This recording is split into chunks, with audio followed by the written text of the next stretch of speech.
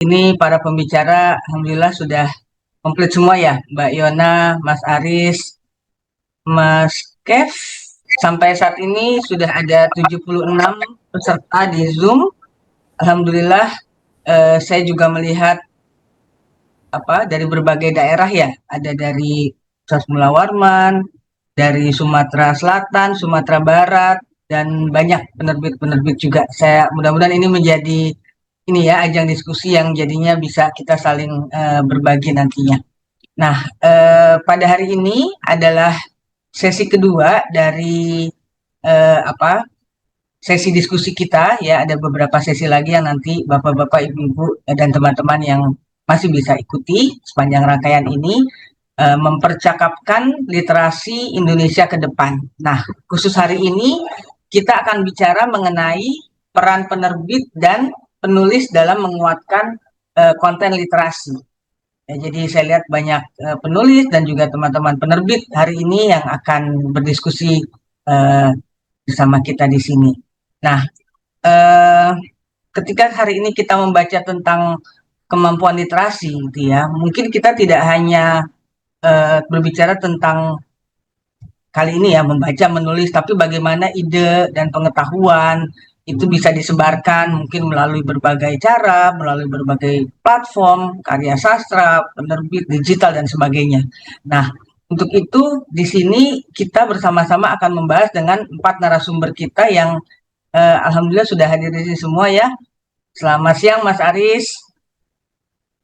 Selamat siang Ya, semuanya Mas ya. Aris, Ketua Umum IKAPI yang nanti juga akan membuka diskusi. Kemudian Mas Hikmat sudah hadir. Ya, oke, Mas Kev ya, Mas Kurnia Effendi, penulis Ya, juga terbit juga ya. selamat siang. Selamat siang Mas Kev. Dan Mbak Yona juga dari tadi saya lihat sudah hadir dengan latar belakang pink ya. Siang, Mbak. Yang Mbak Yona. Oke, ini jadi kita dari teman-teman penerbit, dari teman-teman penulis, dan kita semua di sini ya nanti akan diskusi lebih banyak. Nah, untuk sebelum memulai acara, saya akan beri kesempatan dulu kepada Mas Billy Antoro ya dari Perhimpunan Literasi Indonesia untuk membuka acara ini. Jadi eh, sepatah dua patah, nanti baru kita lanjutkan dengan diskusi berikutnya. Silakan Mas Billy. Baik, terima kasih Mbak Karin. Selamat siang kepada semua. Assalamualaikum warahmatullahi wabarakatuh. Salam Waalaikumsalam. sejahtera bagi kita semua. Bersyukur sekali Perhimpunan Literasi Indonesia mulai 2 hari lalu memulai diskusi Ramadan ya yang 2026. Kita coba untuk menyajikan sejumlah seri ya. Jadi diskusi seri dalam 2 minggu ini kita akan menghadirkan 7 seri diskusi ya yang menghadirkan berbagai kepentingan. Saya di sini mewakili Mas Win Boldian ya. Mas Win mestinya memberi sambutan ini, namun beliau mendadak tiba-tiba ada tamu dan tidak bisa memberi sambutan sekarang. Bapak Ibu semua, kami ucapkan terima kasih sudah berkenan hadir pada siang hari ini. Lumayan sudah banyak sekali, ini ada 80-an. Karena mungkin narasumber pada hari ini narasumber hebat semua ya. Ada Pak Aris Hilman, terima kasih Pak Aris sudah berkenan. Alhamdulillah sudah hadir. Mudah-mudahan hari ini sudah sehat ya. Lalu ada Pak Hikmat, nanti beliau menyusul. Oke, Ada tamu juga, Pak Kurnia Effendi. Terima kasih atas kehadirannya. Saya biasanya panggil Mas Kak ini. Terima kasih Mbak Yona yang sudah berkenan hadir. Ini sekarang lagi di Jogja ya Mbak Yona ya? Udah di Padang, Oh di Padang. Mas Billy ya. Oke, terima kasih. Berikutnya Mbak Karin, terima kasih sudah menjadi moderator dan saya kira sangat pas ya Mbak Karin membawakan tema tentang peran penerbit dan penulis dalam penguatan literasi masyarakat. Ya karena Mbak Karin ini juga dulu pernah menjadi wartawan Tempo dan sekarang menjadi akademisi ya di University dan banyak menulis buku juga. Bapak Ibu semua, setidaknya ada 3 tujuan ya kita mengadakan diskusi Ramadan pada kali ini. Yang pertama adalah terbentuknya wacana tentang pentingnya semua pemangku kepentingan untuk berkontribusi dalam penguatan literasi bangsa.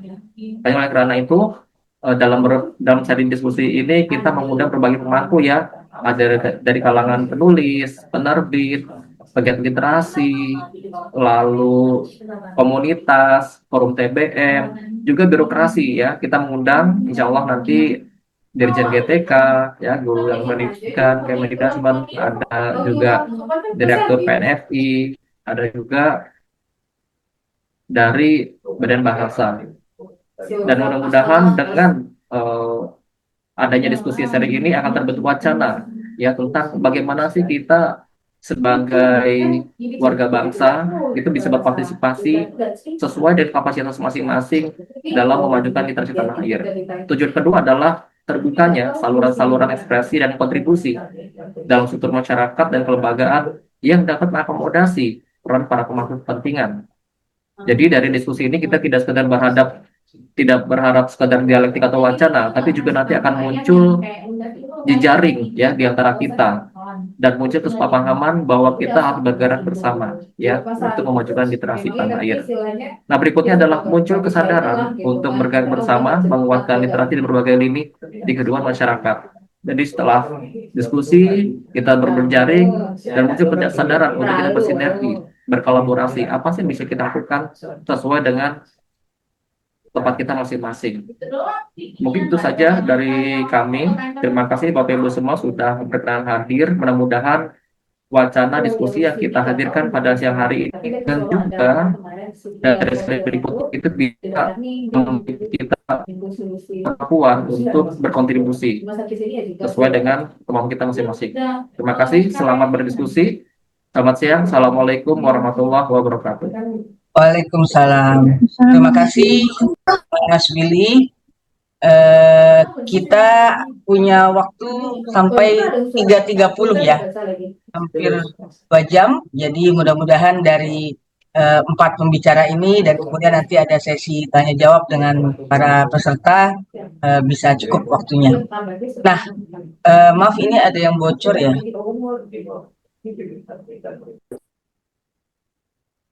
Ya. Oke, tema kita hari ini adalah peran penerbit dan penulis dalam menguatkan literasi. Untuk membuka, mungkin saya akan bertanya ke 4 pembicara ini secara umum dulu ya, Pak Aris, Pak Kev, Mbak Yona, dan nanti ada Mas Hikmat. Sebelum nanti pertanyaan yang spesifik sesuai latar belakang para narasumber. Nah, sebetulnya kondisi ekosistem literasi Indonesia sekarang tantangannya tuh apa dan seperti apa sih ekosistem yang sehat dan apakah itu sekarang sudah tercapai atau belum? Mungkin bisa dimulai dari Pak Aris dulu, Mas Aris, nanti Mbak Yona atau Mas Kev berikutnya. Silakan, Aris. Baik, makasih Mbak Karina. Mohon maaf suara saya saya lagi batuk berat. Oh, jadi, oke. ya. Ya, kondisi ekosistem ya. Saya mau jujur saja bahwa tantangan yang terbesar adalah kurangnya pemahaman apa itu buku. Banyak orang tidak tahu bedanya antara penerbit dan percetakan misalnya. Sehingga ketika membuat kebijakan itu tidak mempertimbangkan bahwa di dalam sebuah buku itu ada karya intelektual. Di situ juga ada hak cipta yang harus dilindungi. Gitu. Di situ juga ada kemungkinan bahwa dari hak cipta itu sebenarnya bisa menyebar ke dalam bentuk-bentuk lain dari proses kreatif. Gitu. Nah, kurangnya kesadaran tentang hal ini antara lain kemudian memunculkan misalnya terhadap betapa permisifnya bangsa kita terhadap pembajakan buku. Kedua adalah ketidaksadaran adanya apa yang biasanya lebih dikenal sebagai IP gitu ya. Itu membuat juga misalnya buku itu hanya dihargai sebagai barang cetakan saja. Nilai buku misalnya hanya dihitung berdasarkan kira-kira berapa ya itu biaya cetaknya. Sementara kemudian yang akhirnya juga lari ke para penulis gitu, royaltinya kok kecil gitu dan sebagainya gitu. Padahal juga banyak hal yang membuat itu terjadi. Gitu. Kemudian apakah ekosistemnya sehat? Tentu tidak sehat. Kalau ekosistemnya sehat, para penulis tidak akan misalnya seperti yang terjadi sekarang ini berusaha misalnya mencari pembebasan atau pengurangan pajak misalnya. Itu IKP mendukung pengurangan pajak untuk penulis. Itu adalah sesuatu yang seharusnya dilakukan oleh negara, keberpihakan kepada para penulis. Tetapi itu juga menunjukkan betapa desperate-nya gitu ya, kaum kaum kita para penerbit ini terhadap kebijakan perbukuan di negeri kita. Saya menyebutnya sebagai kondisi yang centang perenang lah, ambyar sebenarnya. Jadi misalnya sebagian memandang sudah ada keinginan untuk perbaikan, sudah ada gimmick bahwa buku itu dicintai, bahwa buku itu diperlukan gitu, tetapi implementasi di lapangan itu tidak. Implementasi di lapangannya itu tidak jelas gitu. Masing-masing bergerak sendiri-sendiri, dan itu memang konsekuensi logis dari kita tidak menjalankan undang-undang sistem perbukuan. Seharusnya ada satu lembaga perbukuan yang berwibawa yang bisa mengordinasikan gerak langkah kita. Ini enggak, masing-masing bergerak sendiri-sendiri, dan kadang mereka tidak nanya ke kita ketika membuat keputusan. Bahkan undang-undang itu pun juga tidak cukup bertanya kepada kita gitu. Di undang-undang itu misalnya ada kewajiban berbagai macam hak dan kewajiban khusus untuk penerbit. Itu ada sanksi. Sanksinya termasuk adalah penutupan. Padahal tidak ada satupun sanksi untuk lainnya. Demikian juga di sini saya lihat ada dari Perpusnas.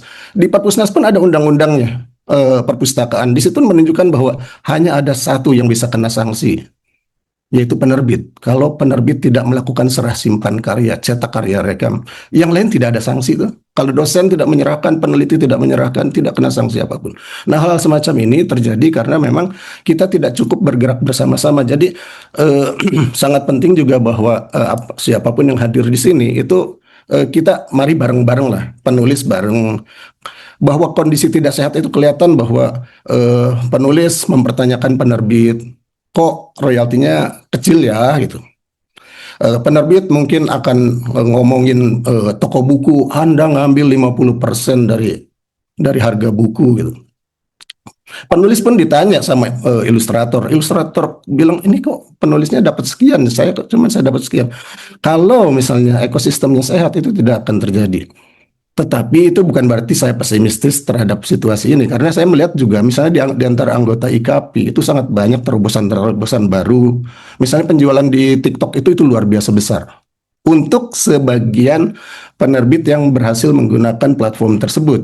Tetapi lagi-lagi di mana ada gula, di sana ada semut. Di mana ada buku laku, di situ pembajakannya luar biasa besar. Dan di situ juga yang tadi saya sebutkan bahwa kondisinya, tantangannya bersumber dari ketidaksadaran kita tentang nilai penting intellectual property itu tampak di TikTok. TikTok itu sama sekali tidak komunikatif terhadap penyelesaian masalah pembajakan di sana. Kami udah bicara dengan Tokopedia, kami udah bicara dengan Shopee, bagaimana mengatasi pembajakan. Shopee misalnya pada bulan Mei tahun lalu kemudian mulai mengajak kita bekerja sama untuk mengatasi pembajakan. Tetapi upaya kami untuk mengajak TikTok menyelesaikan pembajakan buku tidak pernah selesai. Dari suasana yang tidak menghargai hak cipta, kemudian muncul surat edaran Menteri Kominfo tahun 2016 yang memungkinkan buku bajakan itu cukup dengan take down dan tidak ada pidana di situ. Begitu di take down selesai semua, tidak ada kejahatan yang dilakukan berupa penjualan buku bajakan. Dan masyarakat kita permisif. Mereka masih bertanya bukunya asli atau tidak. Ketika dijawab bukunya setara ori, mereka akan beli dengan alasan harganya lebih murah. Nah, ini adalah kondisi yang harus kita akui terjadi di kita. Banyak sekali. Sekarang aturan baru dari Perpustakaan Nasional. Penerbit itu tidak bisa sembarangan membuat yang namanya imprint. Harus pakai merek. Merek harus didaftarkan. Satu kali daftar merek 1,8 juta. Satu merek itu harus nunggu 6 bulan. Kebijakan semacam itu tidak mengajak kita bicara. Jadi ini yang saya maksud, kita itu seakan-akan semuanya mencintai buku, tetapi kita tidak pernah bekerja sama bareng-bareng. Ayo kita pikirkan gitu, bagaimana agar ekosistem sehat, karena kalau ekosistem perbukuan sehat, itu yang beruntung itu masyarakat. Sampai pada satu titik saya bilang, ini jangan-jangan memang ada kondisi, ada sesuatu yang membuat kita dipaksa, masyarakat kita ini untuk tidak literat gitu. Benar nggak itu? Ini menarik menurut saya untuk kita bahas dalam diskusi ini. Saya sih mau aja ya, mari kita bertukar pikiran di sini, saling berterus terang tentang perasaan masing-masing gitu. Tapi itulah yang saya alami sebagai perwakilan para penerbit. Demikian Mbak Karina ya. Oke, terima kasih Mas Aris. Nah, kita dengarkan dari Mas Kev atau Mbak Yuna. Mas Kev dulu mungkin ya, yang penulis tapi juga sekarang penerbit juga ya. Jadi apa sih sebenarnya tantangan literasi sekarang dan ekosistemnya, betul nggak seperti tadi Mas Aris sampaikan, atau ada perspektif yang berbeda? Silakan Mas Kev. Ya, selamat siang teman-teman yang ikut Zoom ini. Terima kasih Mbak Andari.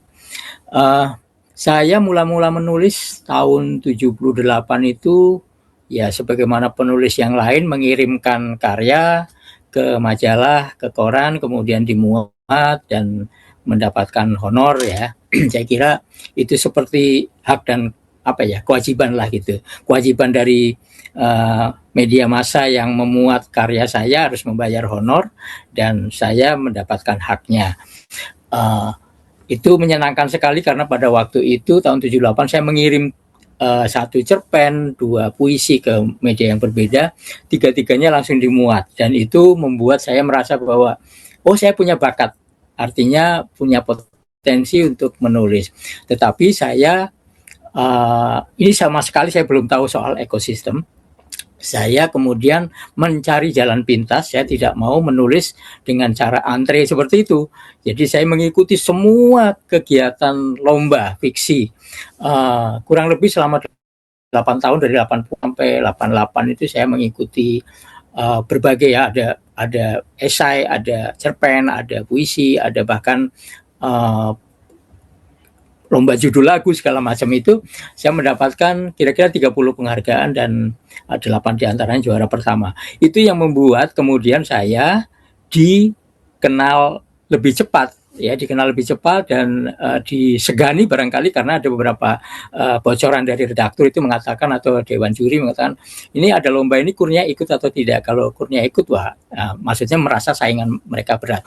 Tapi akhirnya kan saya harus tahu diri bahwa saya tidak lagi seperti itu.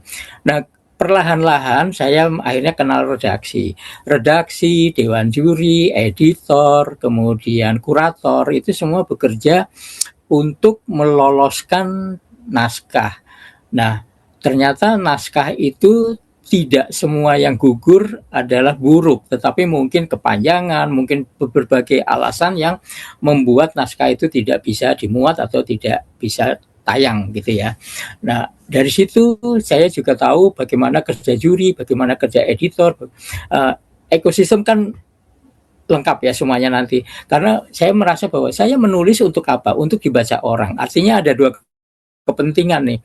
Pembaca membutuhkan penulis, penulis juga membutuhkan pembaca.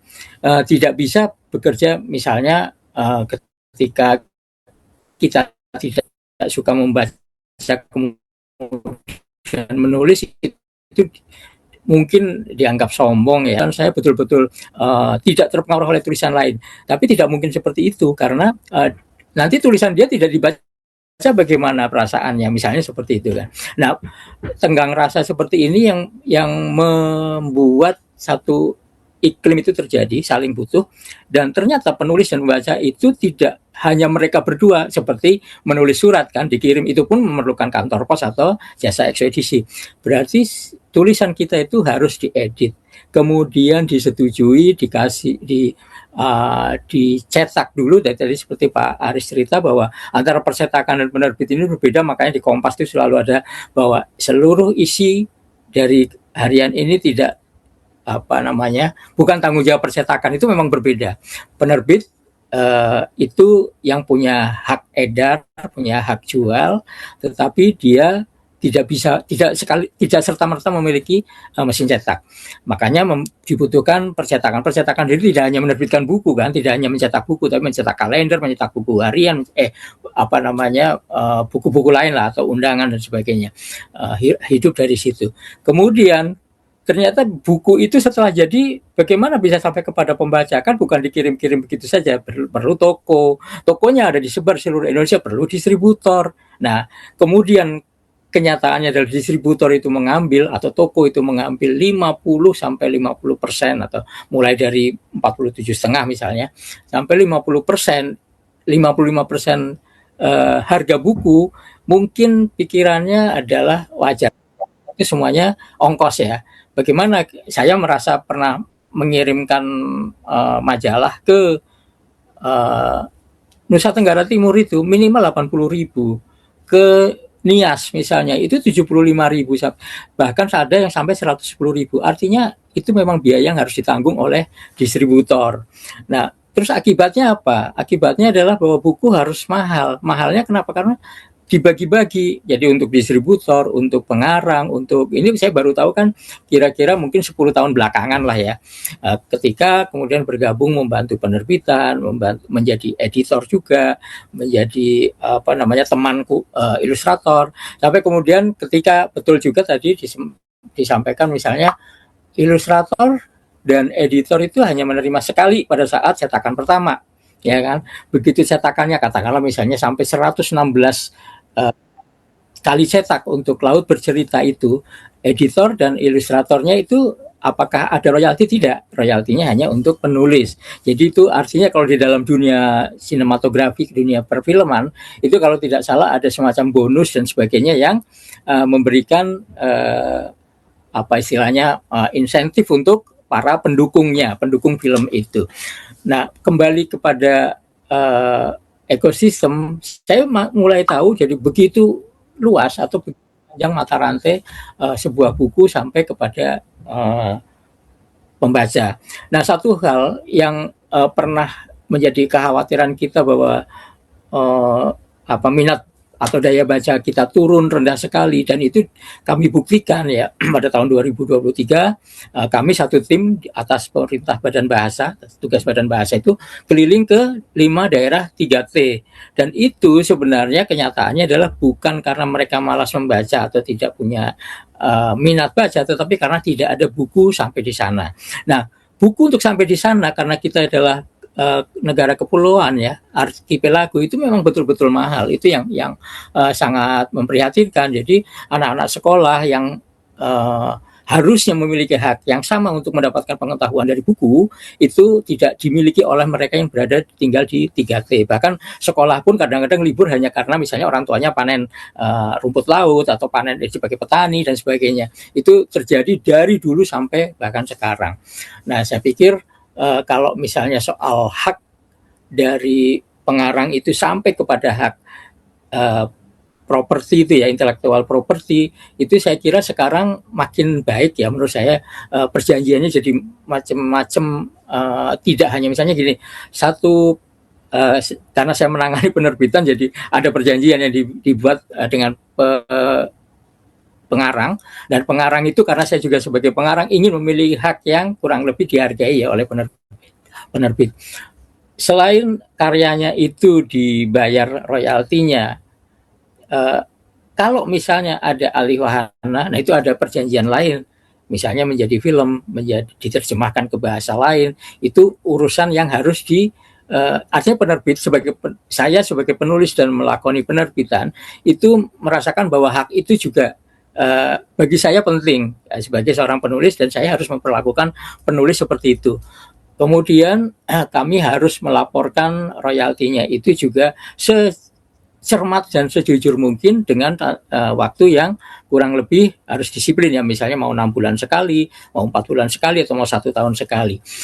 Satu hal itu. Kemudian kalau misalnya ada kaos, ada mug atau payung atau apa yang mengikut sertakan judul buku atau ikon dari tokoh dalam buku itu harus ada perizinannya lagi. Dan itu juga hak penulis untuk misalnya saya mau bekerja sama dengan orang lain. Saya kira seperti itu yang harus kita hargai. Nah, selama ekosistem ini yang termasuk tadi itu soal pajak ya, ini pajak juga saya pernah mengalami mendampingi atau bersama-sama dengan Dewi Lestari dan Terelie itu waktu itu maju ke Menteri Keuangan waktu itu Ibu Sri Mulyani juga. Sampai Ibu Sri Mulyani mengatakan beginilah, kitanya mungkin karena ketidaktahuan secara detail ya. Sebenarnya modal penulis itu apa sih? Kopi bergelas-gelas, bercangkir-cangkir, atau ngelamun atau apalah gitu ya.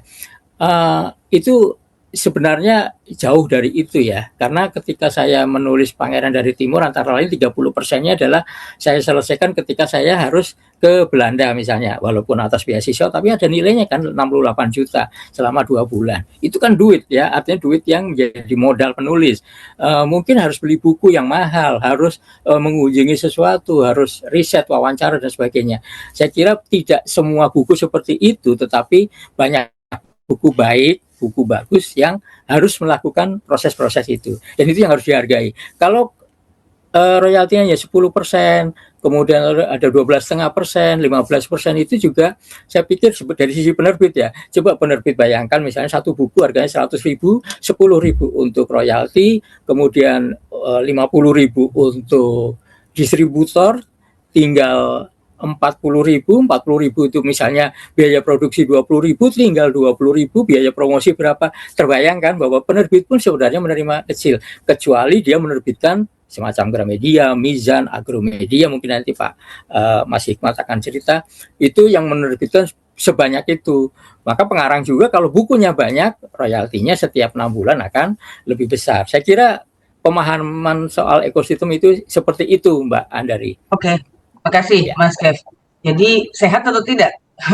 Kalau pertanyaannya apakah ekosistemnya sudah Ada yang sehat belum atau sehat, ada yang belum ada sehat yang karena belum itu ya? tadi Kalau Mas kata Aris tadi Pak kan Aris bilang kita harus belum. harus jujur ya, harus dari hati ini harus terbuka gitu ya supaya Oke, bisa sehat. ya. Makasih Mas Kev. Mungkin ke Mbak Yona ya. Nanti terakhir Pak Kurnia. Mbak Yona bisa berbicara juga dari dua sisi nih ya. Juga dari sisi penulis. Seperti apa sih ekosistemnya yang Mbak Yona sendiri rasakan? Sehat Oke, atau baik. enggak gitu? Atau Baik, terima kasih Mbak dan juga selamat siang untuk teman-teman semua yang sudah hadir pada siang hari ini.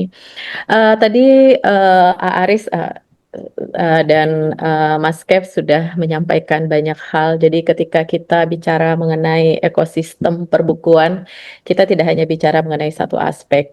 Banyak sekali kontributor-kontributor yang memang terlibat aktif di dalamnya, mulai dari penulis itu sendiri, literary agent, kemudian di penerbitan, praproduksi, editor, desainer, layouter, kemudian juga ketika sudah produksi di percetakan, distributor, komunitas, pembaca, asosiasi gitu ya. Jadi banyak sekali kontributor ketika kita bicara mengenai ekosistem perbukuan gitu. Nah, apakah ekosistem perbukuan kita sudah sehat gitu? Nah, tadi Aris sudah menyampaikan banyak hal terkait fenomena dan juga Mas Kev. Bagaimana sih realnya, kenyataannya ekosistem perbukuan di Indonesia saat ini? Jadi kalau saya boleh bilang, ketika kita melihat sebuah ekosistem perbukuan, yang pertama yang perlu kita garis bawahi dan perlu kita bangun seperti tadi adalah kolaborasi dan networking. Sampai hari ini banyak dari kontributor-kontributor dalam ekosistem, bahkan misal sesama penerbit sendiri itu berjalan masing-masing gitu ya. Baik itu dari segi regionalnya atau jenis penerbitnya, apakah penerbit mayor, semi mayor, atau penerbit indie atau vanity gitu. Yang kedua dari aspek kebijakan. Aspek kebijakan itu sangat menentukan bagaimana sebuah ekosistem bisa terbangun, ekosistem bisa berjalan sesuai dengan tujuannya. Selama ini yang menjadi PR kita yang lainnya selain tadi kolaborasi dan networking. Kebijakan-kebijakan seringkali saling tumpang tindih. Itu satu. Yang kedua, kebijakan-kebijakan itu seringkali tidak memperhatikan banyak Apa dia aspek Raisa? dari kontributor-kontributor yang terlibat dalam ekosistem perbukuan, gitu ya. Tadi misal seperti tadi, mulai dari pajak, Oh, tinggal kemudian digoreng karena biaya puasa. biaya produksi yang tinggi, gitu. Lalu yang ketiga yang perlu kita perhatikan dalam membangun sebuah ekosistem perbukuan adalah kesadaran keberlangsungan dan keberlanjutan dari ekosistem itu sendiri. Nah, kesadaran keberlangsungan dan keberlanjutan itu pasti akan hadir ketika ekosistem itu sudah terbentuk dengan baik dan ketika kebijakan-kebijakan benar-benar sudah bisa memayungi ekosistem itu gitu. Nah, persoalannya di Indonesia akhir-akhir ini kita seringkali terjebak dalam praktik-praktik yang sifatnya insidental dalam ekosistem perbukuan. Sebagai contoh, misal tadi Aris sudah menyampaikan mengenai pembajakan. Pembajakan baru akan ramai kita perjuangkan ketika misal ada momen atau momentum khusus gitu. Dan untuk mencapai momentum khusus itu, untuk mencapai kerja keras itu, banyak yang harus dikorbankan dan diperjuangkan juga gitu. Dan penerbit atau orang-orang yang terhimpun di dalamnya seakan berjalan sendiri tanpa ada misal campur tangan aktif dari pemerintah yang benar-benar berkelanjutan dan memperhatikan gitu. Jadi saya pikir 3 hal yang tadi saya ungkapkan, yang saya sampaikan, perlu kita garis bawahi dan kita perhatikan lagi dengan lebih baik jika kita ingin membangun sebuah ekosistem perbukuan yang sehat untuk Indonesia. Jadi ketika kita bicara ekosistem perbukuan, itu bukan hanya perkara bukunya. Itu bukan hanya perkara akses bahan bacaannya, tapi banyak kontributor-kontributor yang harus terlibat dan harus kita perhatikan dengan lebih seksama. Saya pikir untuk pengantar itu dulu, Mbak Karin. Terima kasih, Mbak. Nah, Pak Kurnia juga sudah hadir ya? Oh, Pak Hikmat. Ya, selamat siang. Selamat siang, Ya, kedengar? ya, ya, dengar jelas. Ini kita baru membuka ya, masing-masing memberikan pandangannya tentang ekosistem saat ini. Nah, dari sisi penerbit, silakan Pak Hikmat. Apa sih concern dan persoalan atau mungkin ini udah sehat atau belum ekosistemnya dan sebagainya? Ya, baik, terima kasih. Jadi saya sih sepakat dengan teman-teman semua. Kalau dibilang sehat ya jauh lah ya. Karena memang kita sejatinya berjalan, tadi Pak Aris bilang, Mas Aris bilang, itu kita jalan masing-masing. Memang di kalangan penerbit itu kita sadar betul bahwa dunia penerbitan itu termasuk yang saya jalankan adalah bergerak dengan energi masing-masing saja. Kita tumbuh sebagai penerbit hampir karena kecelakaan banyaknya, bukan karena desain lah gitu. Seperti Mas Kep tadi dari penulis menjadi penerbit, kemudian Pak Aris juga dari wartawan menjadi penerbit gitu. Saya juga kebetulan karena sedang nulis kemudian menjadi penerbit. Jadi kalau kita melihat agak sedikit ke belakang, jangankan bicara ekosistem, sebenarnya kita lahir sebagai penerbit pun banyaknya karena kecelakaan. Kita tidak tumbuh sebagai penerbit karena desain. Coba perhatikan, apakah ada lembaga pendidikan yang secara serius melahirkan para penerbit? Mungkin sekarang hanya tinggal Politeknik Media Kreatif yang melahirkan para penerbit. Sekelas pendidikan D3 itu pun, sekelas D4 malah. Hampir tidak ada. Dulu ada di Unpad, dulu ada di UI, tapi sekarang sudah hampir tidak ada. Jadi sebenarnya wajah para penerbit Indonesia itu wajah orang-orang yang memang mencintai buku saja, bukan karena didesain untuk menjadi penerbit. Mungkin berbeda dengan dunia percetakan misalnya. Banyak percetakan yang memang lahir dari industri grafis. Grafis jauh berkembang menurut saya karena memang sejak zaman Belanda sudah ada dunia cetak mencetak. Tapi penerbitan dikuasai oleh Indonesia itu kan belakangan. Baru secara masif kan baru penerbit Balai Pustaka lah yang itu pun karena kepentingan Belanda sehingga lahir menjadi penerbit. Di Indonesia menurut saya banyak penerbit yang memang belajar sambil berjalan saja. Itulah kenapa kualitas penerbit Indonesia sangat tidak punya ukuran yang jelas. Ada yang dikerjakan rumahan 1-2 orang, ada penerbitnya hanya sendirian, ada karyawannya ribuan, sehingga kualitas penerbitannya juga beda-beda gitu. Itulah kenapa misalnya kalau kita bicara dunia perbukuan Indonesia itu kalau dibilang industri rumahan bisa, dibilang industri juga bisa gitu. Sebagian sudah bicara tentang IP, sudah bicara tentang bagaimana menjadi film, menjadi industri lain. Sebagian ya masih bagaimana cara menerbitkan. Coba lihat, banyak sekarang para penerbit predator, istilah saya penerbit predator, yang kita kirim naskah asal bayar uang, jadilah itu. Jadi 3 buku, jadi 2 buku, jadi 1 buku, dan yang penting ISBN. Kan itu yang nggak jelas gitu. Untuk apa ada ISBN? Apakah ISBN itu memastikan kualitas bukunya bagus? Kan tidak juga. IS hanya legalitas bahwa buku itu didaftarkan ke perusahaan nasional, kemudian bisa dijual di beberapa jaringan toko buku. Kan tanpa ISBN sebenarnya kalau buku bagus boleh-boleh saja terbit menurut saya. Pemahaman itu saja masih jauh. Jadi kalau ngomongin ekosistem, rasanya panjang banget kita gitu. Padahal di kalangan kita, entah penulis, entah penerbit, itu pengetahuan tentang dunia buku rasanya masih jauh juga gitu. Jadi kalau misalnya orang bicara apakah dampak AI artificial intelligence terhadap buku, bagaimana? Orang sudah bicara macam-macam, orang sudah bicara intervensi media kan aja nggak selesai-selesai. Payungnya nggak ada. Payung hak cipta Indonesia itu adalah delik aduan yang merasa dirugikan harus mencari bukti-bukti. Padahal itu biayanya mahal. Ya kan yang merasa dirugikan harus mendaftarkan. Itu kan hampir tidak bisa. Itulah kenapa pembajakan di platform sosial media, di e-commerce itu marak saja. Dan itu menjadi biasa gitu. Karena memang tidak ada payung hukum, tidak ada. Saya berkali-kali ketika menjadi ketua IKAPI Jakarta datang ke Polda, Polda bilang, ya sudah, mana buktinya?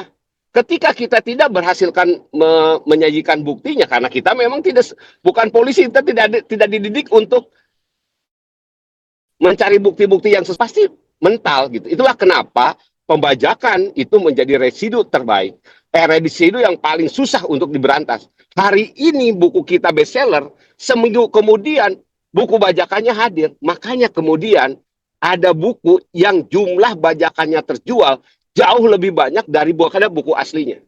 Buku kamus Inggris Indonesia Inggris yang terbitkan Gramedia, saya yakin bajakannya jauh lebih banyak daripada itu. Saya nggak tahu Laut Bercerita, walaupun dicetak sudah ratusan, lebih dari 100, mungkin bajakannya juga banyak.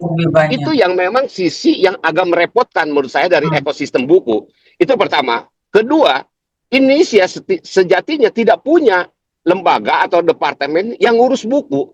Kemendikbud itu ngurusnya buku pelajaran. Sementara buku umum itu siapa yang ngurus?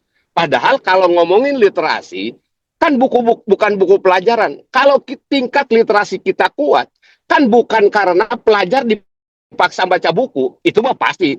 Pelajar dibaca buku karena kewajiban ujian, mahasiswa baca buku karena kewajiban ujian, yaitu ya wajib gitu kan, karena ada targetnya untuk lulus. Kan harusnya literasi yang baik, daya baca yang baik, orang membaca buku, memilih buku sesuai dengan minatnya, sesuai dengan arahannya, sesuai dengan arah itu. Kalau itu berarti tingkat literasi baik. Kalau masih dipaksa, itu enggak menurut saya gitu. Jadi ini terlalu jauh lah ya kalau kita bicara bahwa ekosistem itu menuju baik, ya enggak juga. Menurut saya ya repot. Dari sisi SDM-nya kita kekurangan, dari sisi hukumnya juga lemah, dan tidak ada departemen mana yang mengurusin perbukuan. Tadi Kang Aris ngomong harusnya ada Dewan Perbukuan yang otoritatifnya bagus. Kalau itu ada, menurut saya bagus. Jadi undang-undang perbukuan ya ada, undang-undangnya ya dilaksanakan nggak tahu gitu. Siapa yang bertanggung jawab melaksanakan? Siapa yang mencapai? Oh, tahun ini sudah mencapai target, tahun ini belum. Siapa yang ngurus itu?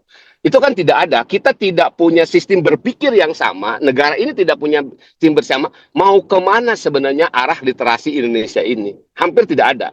Padahal menurut saya, ketika Balai Pustaka dibikin oleh Belanda, jelas itu adalah membuat bacaan untuk masyarakat supaya membendung buku-buku yang tidak sesuai dengan kepentingan kolonial. Itulah lahir Balai Pustaka. Nah, literasi kita arahnya kemana?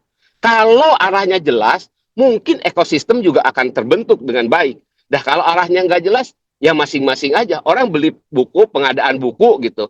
Buku apa juga nggak tahu. Apakah dengan anggaran tertentu tingkat literasi sudah naik? Kan belum jelas juga. Tidak ada jaminan budget naik, literasi naik. karena tidak ada parameter-parameter yang ditetapkan dan tidak ada lembaga yang memang bertanggung jawab untuk itu. Barangkali itu pengantarnya. Terima Iya. kasih. Terima kasih, Mbak Hikmat ya. Jadi dari 4 pembicara lebih banyak problemnya ini ya daripada ini. Ternyata kalau judul kita kan perannya untuk memperluas meningkatkan kualitas dan memperluas akses, ternyata ada masalah lain yang justru di luar mempertahankan kualitas dan memberi akses itu ya. Nah, mungkin Mas Aris mau menanggapi Mas Hikmat sekaligus mungkin apa jadi yang bisa dilakukan untuk mengatasi berbagai masalah yang dianggap tidak sehat tadi, Mas Aris, selama ini. Sebenarnya tergantung pertanyaannya sih. Ya, Begini, sebenarnya kata literasi aja kita banyak betul, yang tidak paham kan. betul, Seakan-akan literasi adalah minat baca. betul. Nah ini menjadi ini yang sangat umum dan sangat konyolnya adalah kemudian semua orang menggunakan kata literasi. Betul. Saya pernah ada sebuah rapat di Kementerian Ekonomi Kreatif, kemudian muncullah istilah literasi iklan, literasi apa ya?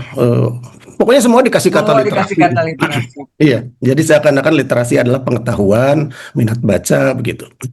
Tidak ada critical thinking misalnya atau manfaat, kualitas hidup dan sebagainya di situ. Nah, sebenarnya tapi mengacu pada literasi yang saya pahami, pertama kita bicara soal literat dalam pengertian melek huruf. Bangsa kita tidak kekurangan, itu satu hal. Jadi saya mau bicara optimistis. Maaf ya suara saya hilang. Jelas, Mas. Eh, kita tidak kekurangan. Alhamdulillah 96% masyarakat kita bisa baca. Di Pulau Jawa 99% masyarakat kita bisa baca. Tetapi itu baru literat dalam pengertian melek huruf. Apakah kemudian dia menjadi literat berikutnya? Yang ini memerlukan hal lain. Yang pertama tentu adalah minat bacanya ada ya. Kami di IKAPI yakin masyarakat kita tuh minat bacanya tinggi. Anak-anak kita itu minat bacanya tinggi. Kalau kami ke daerah-daerah atau kami ada kegiatan membagikan buku, mereka akan berebut buku. Mereka akan memilih buku yang mereka inginkan. Aku ingin yang ini, aku ingin yang itu. Aku boleh nggak dikasih yang itu? Kalau dibagikan tuh kelihatan minat bacanya ada. Nah, tapi minat baca tidak cukup kalau tidak ada kebiasaan membaca. Untuk bisa sampai kepada kebiasaan membaca, akses terhadap bahan bacaan itu harus ada. Persoalannya adalah akses. Akses pertama adalah mungkin daya beli, betul ya. Atau mungkin prioritas. Orang tua lebih memilih paket internet daripada buku. Itu kan persoalan akses. Atau harga buku dituduh terlalu tinggi. Dianggap terlalu tinggi. Atau memang tidak ada toko buku di kabupaten-kabupaten tertentu. Kan toko buku adanya di kota-kota besar saja. Di daerah-daerah tidak ada. Tadi yang disebutkan sama Mas Kev itu tepat sekali. Begitu kita ke daerah timur, buku bukan barang yang, ya buku adalah barang mewah yang susah untuk kita dapatkan. Gitu. Karena kita adalah negara kepulauan. Nah, jadi akses terhadap bahan bacaan. Begitu kita punya akses pun tidak cukup kalau kita tidak membudayakan kebiasaan membaca. Nah, di sini apa peran penerbit? Penerbit sebenarnya seharusnya bergerak di hulu, sediakan buku yang bermutu, sediakan buku yang menarik, sediakan buku yang terjangkau harganya.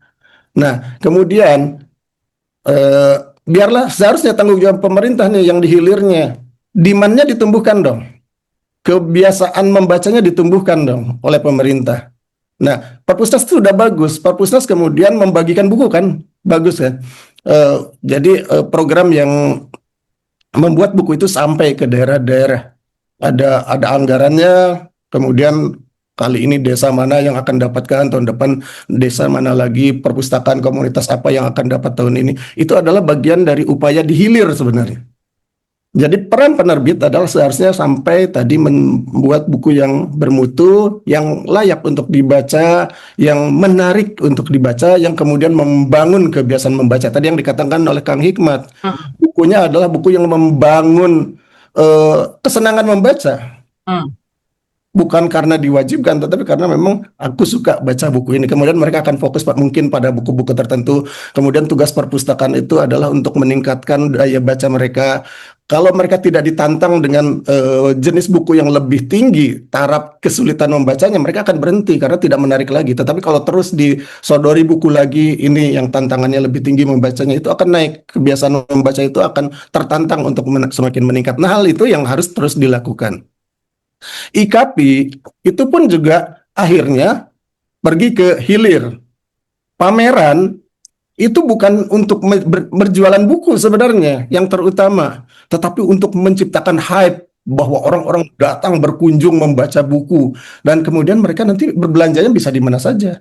Membaca bukunya bisa di perpustakaan, di taman bacaan masyarakat, tetapi itu tumbuh dari sebuah pameran. Kalau keuntungan penerbit dari pameran itu bisa diraba, bahkan untuk sejumlah penerbit pameran itu tidak menghasilkan keuntungan. Makanya kalau ini perlu kita ketahui, sejumlah penerbit itu membagi dua ongkos ikut pameran. Satu adalah penjualan, satunya lagi adalah anggaran promosi, anggaran branding. Jadi kalau hanya satu saja tidak cukup.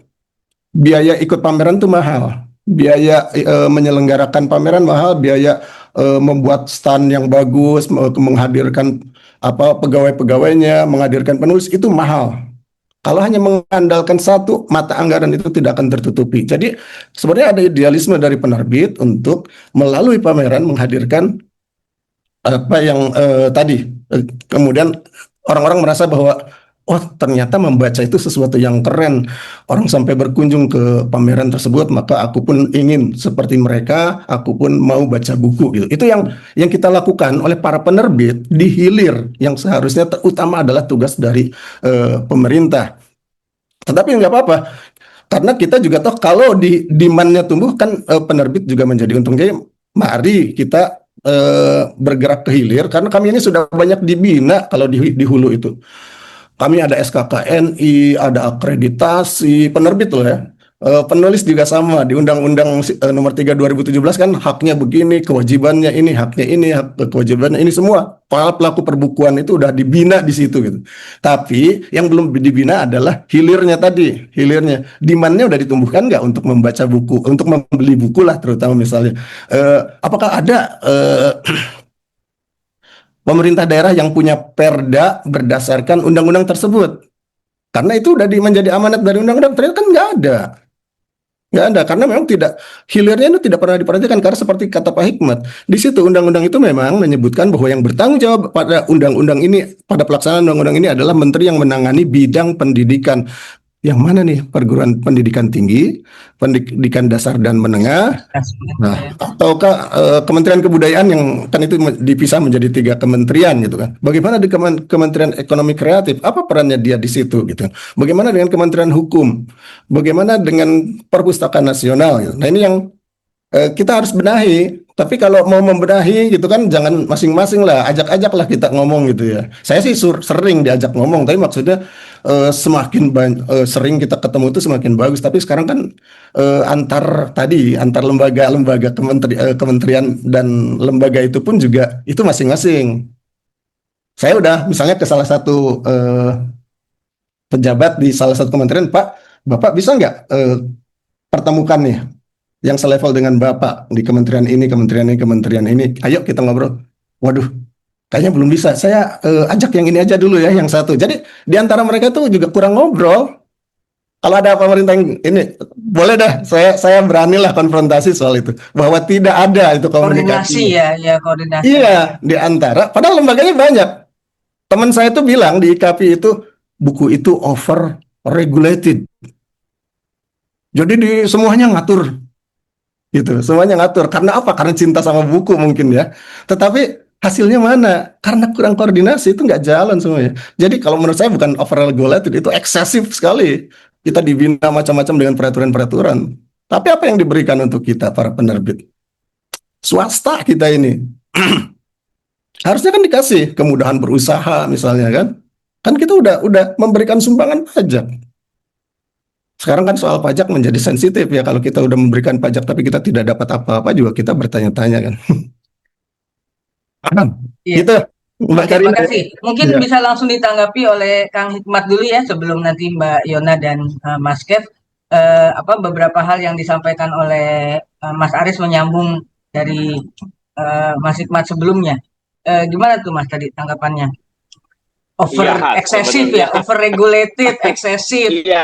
Terus kewajibannya banyak tapi sebenarnya ya pendapatnya kalau kita ngomong ya Bu,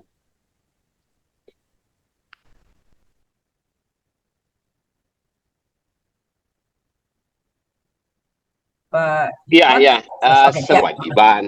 Kan kewajibannya banyak lah ya, kewajibannya banyak, tapi sebenarnya pembinaan standar-standar juga banyak. Coba apakah benar itu efektif menumbuhkan penerbit yang baik di Indonesia kan kita juga masih bertanya-tanya. Selama saya ngelola IKP rasanya kita bergerak sendiri-sendiri aja.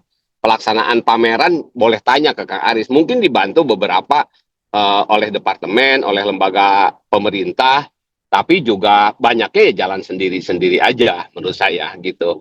Dulu memang pernah ada komite buku yang memang mempromosikan buku ke tingkat internasional, mengadakan pameran-pameran, memperkenalkan buku Indonesia di tingkat internasional. Menurut saya itu baik karena apa? Karena memang akan buku-buku Indonesia akan hadir di tingkat global. Tapi sebenarnya ketika misalnya Jakarta ditetapkan sebagai kota literasi literatur, City of Literatur, sebenarnya gerakan-gerakan apa yang harus dibangun sehingga Jakarta bisa role model itu kan perlu kerja bersama gitu, termasuk dengan IKP, termasuk dengan para penulis gitu. Sekarang kan masih pada tahap menurut saya seremonial saja yang ada gitu. Gerakan secara masif yang terstruktur, yang tersistematis kan juga belum ada gitu. Oleh sebab itu, makanya kemudian saya tadi bilang bahwa penerbit seperti saya itu energinya ya semampu saya saja, sebisa kita saja. Makanya ketika dihajar oleh pandemi, itu banyak penerbit rontok gitu. Banyak penerbit yang memang tidak mampu bertahan lagi. Ketika sangat sedikit penerbit yang bertahan, ketika buku yang diterbitkan menjadi sedikit, ya seperti Kang Aris bilang, pasti yang rugi bangsa ini gitu. Tidak ada yang diuntungkan gitu. Nah, harusnya memang tadi apa namanya ada insentif-insentif tertentu terhadap penerbit dan penulis gitu supaya memang industri ini tumbuh, kegiatan ini menjadi tumbuh. Kan kalau hanya bicara pajak itu ampun deh.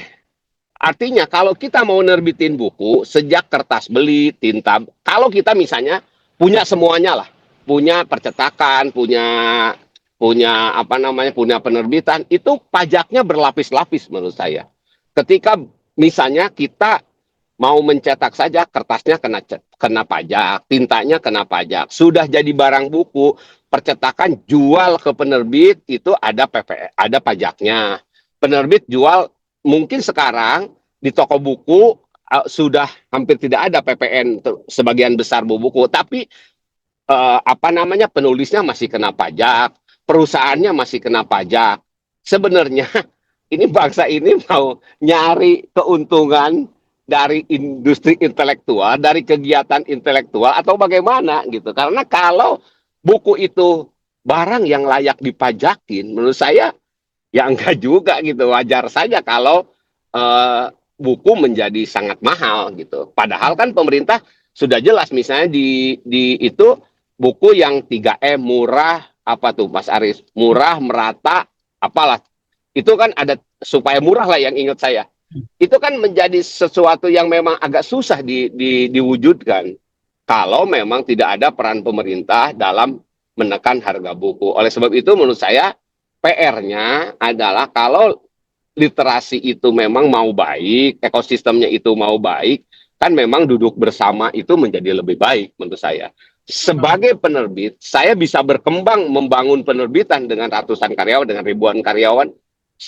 Pikir itu sangat sedikit. Saya tumbuh sebagai penerbit yang dapat fasilitas. Saya jalan sendiri saja dengan kemampuan sendiri. Dan saya rasa penerbit-penerbit itu banyak karena itu berkembang. Artinya energinya itu banyak dimiliki oleh semangat aja para penerbit yang menurut saya seperti Mizan, seperti Gramedia gitu, itu lebih banyak tumbuh karena kemampuan sendiri.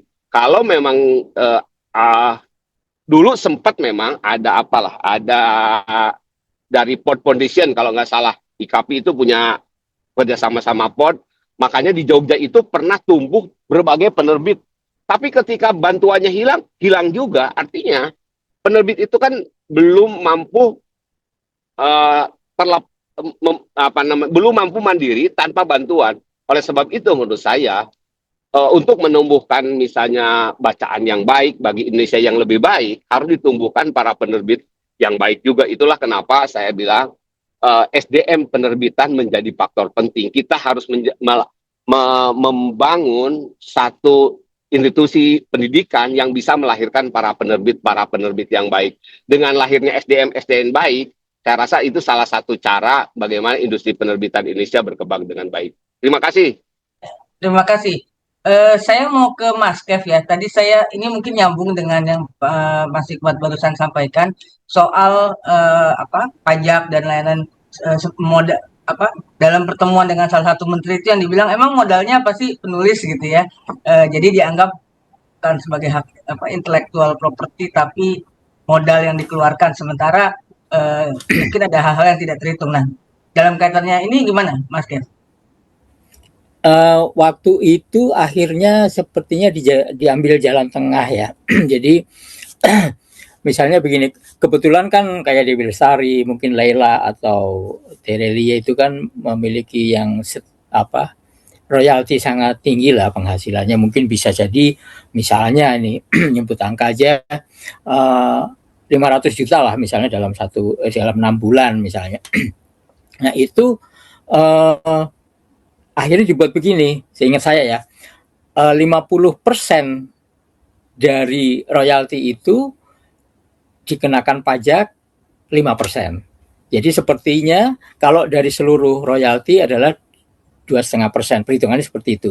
Dan itu yang kami dapatkan dalam praktiknya itu untuk honor-honor, misalnya honor-honor dari lembaga-lembaga seperti misalnya dari Badan Bahasa, kemudian dari lembaga seperti yang mendapatkan donasi dari pemerintah gitu, seperti Kusala Sastra, Katulisiwan, itu seperti itu. Jadi misalnya ada nilai katakanlah 100 juta, kemudian yang 50 juta itu dibebaskan dari pajak, 50% itu dipotong pajak 5%, termasuk honor-honor misalnya dari jadi sebagai narasumber di PDS Aviasi, narasumber di berbagai lembaga yang itu di atasnya itu, misalnya dari Dispusif dan sebagainya. Praktiknya seperti itu, Mbak Karin. Yang saya maksudnya saya dengar. Kemudian dilaksanakan dan itu saya ikut menerima pelaksanaan itu dalam bentuk honorarium misalnya seperti itu. Artinya dari berbagai beban atau kesulitan atau pajak dan macam-macam soal yang dibeberkan tadi, dari sisi seorang penulis, apakah itu mempengaruhi Anda ketika mau berkarya? Karena kok kayaknya tadi ya disampaikan oleh Mas Aris juga, bebannya tuh dari awal udah banyak sekali macam-macam mau berkarya, padahal minat baca dan lain-lain itu sebetulnya kalau dari pengalaman teman-teman di penerbitan tinggi gitu ya. Nah, dari sisi penulis apakah itu mempengaruhi ketika ini? Ya saya kira sebenarnya masih satu soal pajak itu memberatkan, yang dua soal royalti itu masih kecil ya. Kecilnya karena apa itu tadi ketika kita bicara tentang ekosistem, penerbit mungkin hanya mendapatkan sisa dari itu, kecuali tadi saya bilang bahwa secara akumulasi berupa kuantitas dari yang diterbitkan itu yang baru bisa menghasilkan. Karena misalnya untuk mengirimkan distributor pun begitu kan, untuk mengirimkan sebuah buku, satu judul buku ke Ambon itu mungkin akan berbeda dengan misalnya 100 judul buku ke Ambon. Artinya mobilnya cukup satu gitu, tapi saya bisa menanggung semuanya. Misalnya seperti itu. Nah kalau soal pajak ini pada akhirnya kan yang membuat beberapa penulis sekaliber Laila itu memprotes atau itu karena mungkin sudah dipotong pada saat menerima royalti itu ya kan ada potongan pajak itu kalau umumnya 15%, tapi kemudian ada pajak khusus yang pengarangnya sudah mengurus ke Direktorat Pajak untuk mendapatkan keringanan itu ada 6% jadinya ya, 6%. Nah, sementara ketika harus laporan pajak pada akhir bulan Maret, itu harus setor lagi sesuatu yang menurut ini kok jadi dipotong 2 kali. Itu keberatan para penulis sebenarnya itu. Nah memang tidak semua penulis mendapatkan keberlimpahan ya, tidak setiap penulis, karena satu hal misalnya bukunya memang belum sepopuler, belum bisa laku keras dan sebagainya itu karena kembali lagi pada nilai promosi. Saya juga tidak yakin sebagai seorang pelaku penerbit itu apakah mampu melakukan promosi seperti yang dikatakan Pak Aris tadi, betul bahwa ketika kita melakukan pameran, katakanlah ikut IIBF atau nanti pameran-pameran di luar negeri, itu memang satu yang diutamakan adalah promosi sebenarnya, memperkenalkan penerbit itu sendiri dan memperkenalkan para penulis yang diterbitkannya, ya, kemudian sistemnya segala macam itu yang justru lebih besar karena biaya pameran mahal, biaya dekornya mahal, kemudian untuk membayar pegawainya untuk yang jaga itu mahal gitu kan. Sementara untuk penjualan belum tentu akan mendapatkan sebanding dengan apa yang kita keluarkan. Nah, dari memikirkan ini kebetulan saya jadi berada di dua kaki ya, memikirkan bagaimana hidup penerbit, bagaimana hidup pengarang itu rumit banget. Kalau makanya saya malah berpikirnya begini, saya meskipun punya penerbitan, kepingin karya-karya saya juga tidak diterbitkan oleh penerbit sendiri. Kenapa? Karena kalau seperti itu kan mengelola uang sendiri untuk mengambil itu makanya dagang sendiri gitu ya. Menurut saya jadi tidak fair. Tidak fairnya itu karena saya jadi tidak tertantang. Misalnya tulisan saya diterbitkan oleh Sebermula itu apakah karena tidak laku di penerbit lain atau karena tidak percaya dengan penerbit lain, kan urusannya seperti itu. Tapi sebenarnya saat ini memang dalam waktu 5 tahun terakhir ini saya banyak mengurusi karya-karya orang lain sehingga bahkan lupa menerbitkan buku sendiri. Bukan berarti tidak pernah berkarya tapi masih terkumpul, belum menjadi belum diterbitkan. Nah, pikiran-pikiran seperti yang saya renungkan itu bahwa untuk membuat karya kita itu lebih layak, lebih objektif, lebih itu memang diterbitkan oleh penerbit lain, bukan penerbit yang milik para pengarang itu. Nah, soal nanti yang penting lagi tadi sudah disampaikan soal pembajakan ya. Sebenarnya advokasi itu penting di dalam sebuah penerbitan. Apakah penerbit oleh pengarang ya, advokasi yang akan mendampingi hal-hal yang kasus-kasus yang menimpa pengarang, pembajakan misalnya, kemudian ada itu membacakan kan bukan hanya plagiasi karena seluruhnya ini termasuk plagiasi, kemudian ada misalnya pelanggaran intellectual property, itu seorang penulis memerlukan pendamping atau pelayanan hukum ya.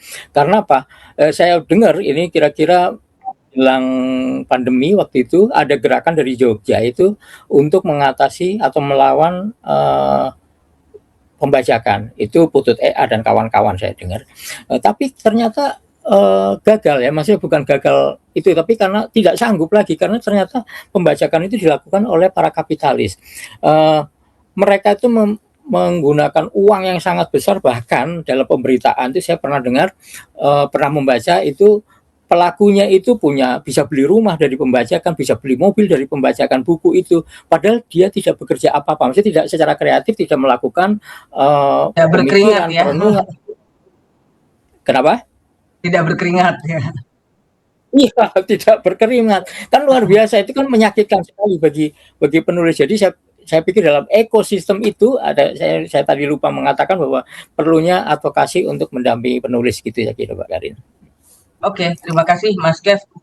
Ini kan tag akan ke Mbak Yona ya.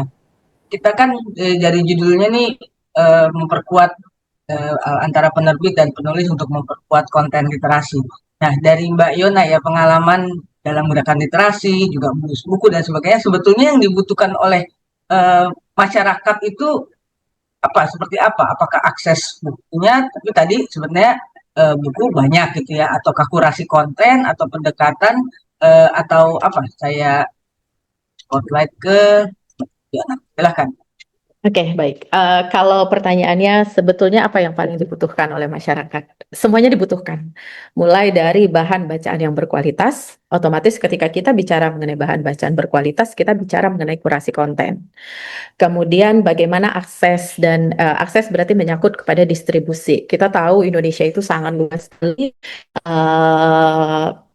akses sangat terbatas gitu ya. Jika saja misal ini balik lagi ya, bahwa masing-masing kementerian itu berjalan sendiri-sendiri. Jika misalnya memang ada kerja kolaboratif antara kementerian, di satu desa atau kecamatan saja dibangun perpustakaan yang memang layak untuk masyarakat, sesuai dengan kebutuhan masyarakat. Ingat, perpustakaan lahir karena kebutuhan masyarakat. User need assessment itu perlu, bukan perpustakaan lahir karena ada kebijakan. Nah, cara berpikir seperti itu sudah keliru gitu ya. Jika Bottom up saja ya, jadi bottom up bukan Iya, top iya down ya. betul. Iya. Nah, jika user need assessment itu benar-benar diperlakukan, kemudian juga kolaborasi baik antar lintas kementerian gitu, maka saya pikir akses terhadap bahan bacaan akan bisa diminimalisir. Nah, kemudian bagaimana menjaga ekosistem-ekosistem yang tadi gitu. Jadi sebenarnya PR ketika kita bicara mengenai literasi itu sangat banyak sekali gitu ya. Kita memang sekarang lagi euforia mengatakan bahwa tingkat literasi, minat baca dan lain-lain masyarakat Indonesia tinggi gitu.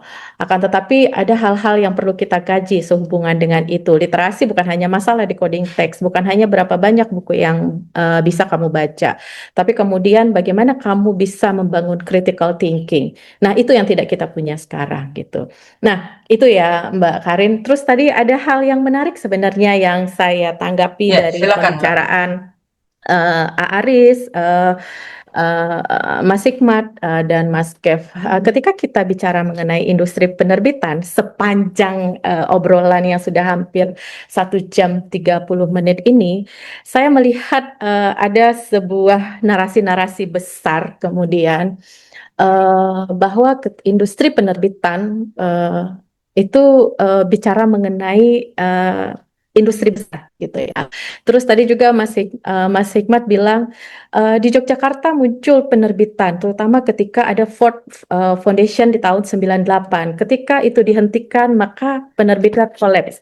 Nah, kebetulan saya dari tahun 2020 bekerja sama dengan teman-teman dari Fakultas Ilmu Budaya Universitas Indonesia, memang khusus melihat bagaimana kemudian uniknya industri penerbitan, ekosistem perbukuan di Yogyakarta itu tumbuh gitu ya.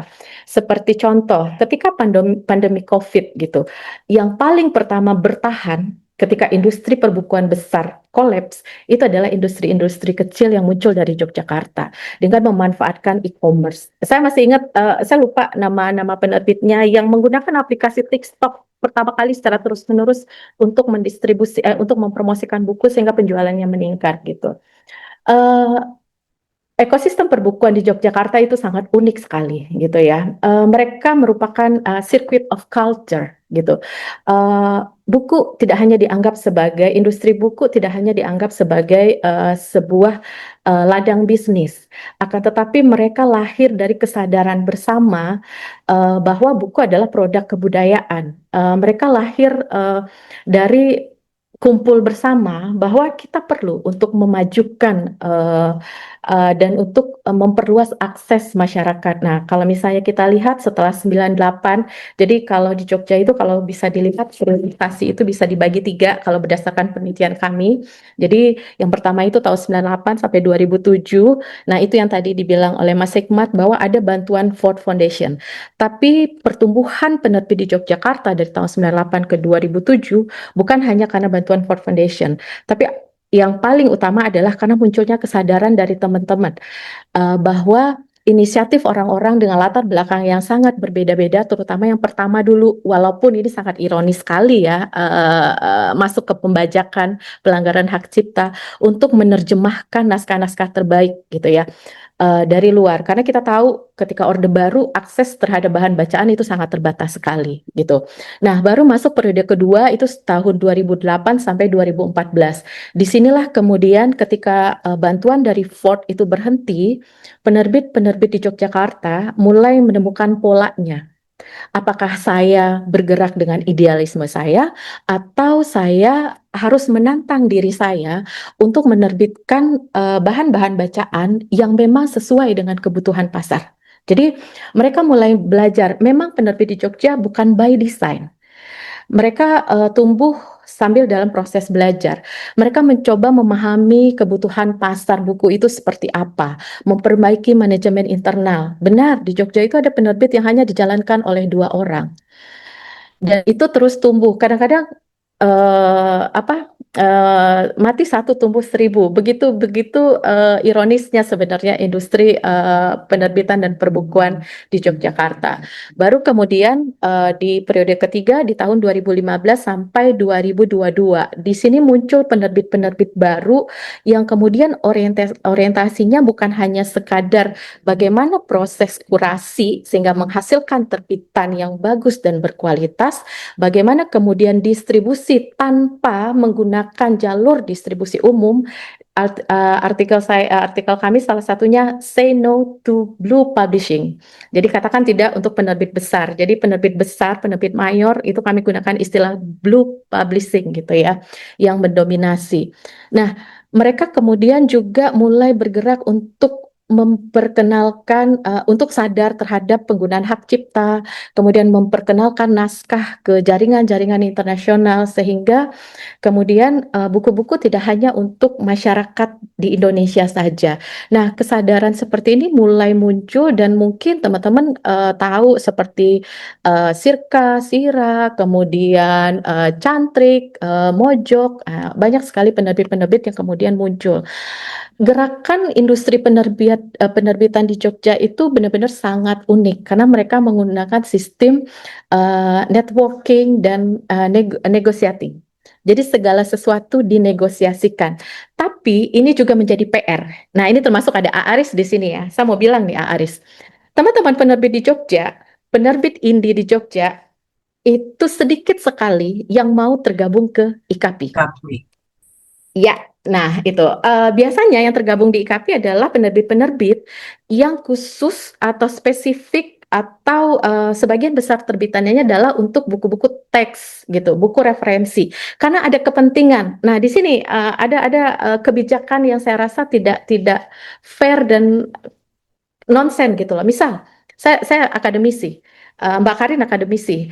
Untuk menerbitkan buku diakui kredit poin harus menjadi anggota IKAPI, ya kan Mbak? Ya, Apa hubungannya? Hampir sama tadi seperti pertanyaan, apakah ISBN menjamin sebuah buku berkualitas?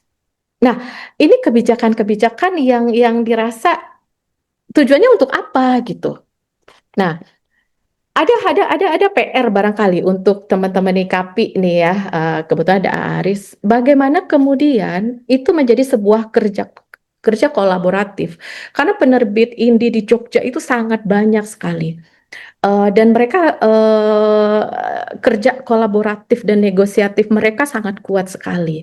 Bagaimana kemudian kehadiran mereka benar-benar dianggap sebagai bagian dari industri dan ekosistem perbukuan.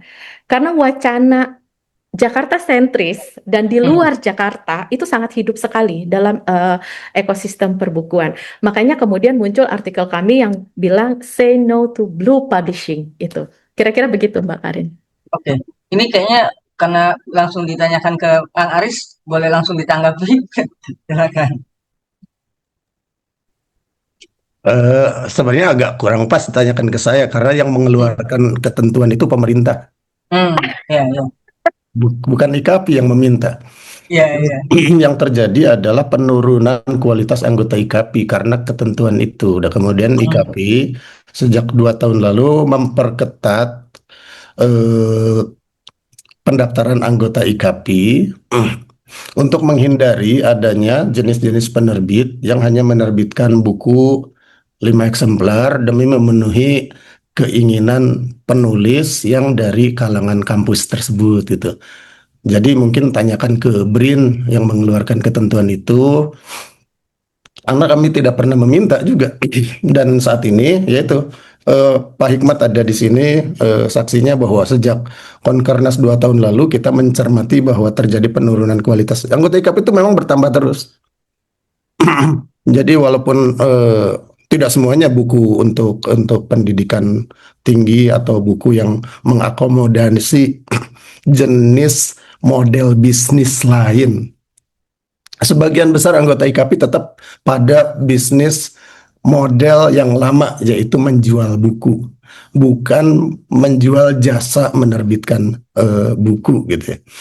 Nah, yang tadi disebutkan oleh Yona itu jasa menerbitkan buku. Kemudian Ketika ada penulis yang ingin mendapatkan kredit, kemudian ayo nulislah di penerbitanku, nanti kamu cukup bayar sekian aja ke kami, ada yang 5 juta. Kemudian disebut kami ini anggota IKAPI loh. Terus buku kamu nanti akan dapat ISBN gratis loh. Padahal ISBN memang gratis. Jadi ya adalah yang semacam itu ada. Tetapi penerbit indie dalam pengertian sesungguhnya pun juga banyak yang menjadi anggota IKAPI yang sekarang saya pertama masuk 2020 sebagai ketua umum itu anggota IKAPI yang aktif itu hanya 800, sekarang 1,3 1.300 penerbit aktif. Yang tidak aktifnya lebih banyak lagi, sekitar 1.400 penerbit sudah tidak ketahuan aktivitasnya lagi karena memang udah tidak bisa dihubungi gitu ya. Saya sendiri sudah bikin penerbit sendiri. Saya bikin penerbit dua-duanya kecil-kecil dengan jumlah karyawan di bawah 10 orang gitu. Hanya apa? Karena kecintaan pada dunia perbukuan ini. Ini hanya calling aja, panggilan jiwa aja. Untung enggak, sampai sejauh ini enggak untung, belum ketahuan. Tetapi saya senang melakukan itu. Karena tadi itu, yang satu saya di sini ada dari teman saya juga dari penerbit Tera Pustaka. Satunya lagi saya buat penerbit buku anak karena saya terkesan dengan Yona dengan buku anaknya. Kemudian saya rasa ini juga yang perlu saya lakukan untuk anak-anak kita. Untuk dunia literasi anak-anak kita, saya tuh udah gimana ya, kalau dengan orang-orang tua yang nggak baca, udahlah biarin aja lah, berapa lama lagi sih mereka. Sekarang yang penting anak-anak kita membaca buku. Katakanlah anak-anak ini sekarang umurnya 10 tahun, 15 tahun, 2045 itu tinggal berapa tahun lagi? 20 tahun kurang kan? Tetapi ketika 2045 yang katanya era keemasan kita, itu anak-anak itu sekarang udah menjadi pemimpin, udah jadi kolonel-kolonel yang memimpin kita, dan mereka adalah pembaca buku yang baik begitu. Kalau dalam segi jenis konten atau tema-tema itu terasa perubahannya nggak Mas dari paling tidak selama Mas Aris di KAPI ini?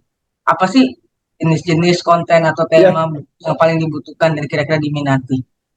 Sebenarnya kan pasar juga kita juga tidak bisa menafikan apa yang terjadi di pasar ya.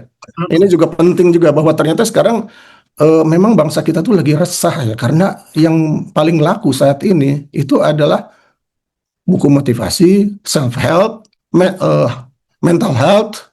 Itu ketahuan lah jenis-jenis baca begitu kan. Memang kenapa bukunya Henry Manampiring bisa 100 kali cetak misalnya gitu. Karena orang-orang sedang ingin memperbaiki dirinya gitu dengan stoicisme gitu di situ. Dan buku seperti itu banyak, dan itu yang menguasai sekarang ini. Kan selalu tiga besar itu buku anak, buku novel atau fiksi, dan buku agama gitu kan. Sekarang masuk buku tipe self help mental health semacam itu gitu, atau buku motivasi. Kalau di toko buku biasanya satu kelompok gitu ya, mental health, motivasi, self help. Di depan biasanya paling depan ya. Iya, dan itu yang banyak, itu mencerminkan masyarakat kita sedang seperti apa juga sih sebenarnya ya. Oke, nanti kita lanjut lagi. Pak Hikmat masih bersama kami. Mungkin mau menanggapi juga apa yang disampaikan Mbak Yona dan tadi tentang jenis-jenis konten atau tema yang dibutuhkan dan diminati masyarakat. Ya sebenarnya penerbit itu kan kerja kreatif menurut saya.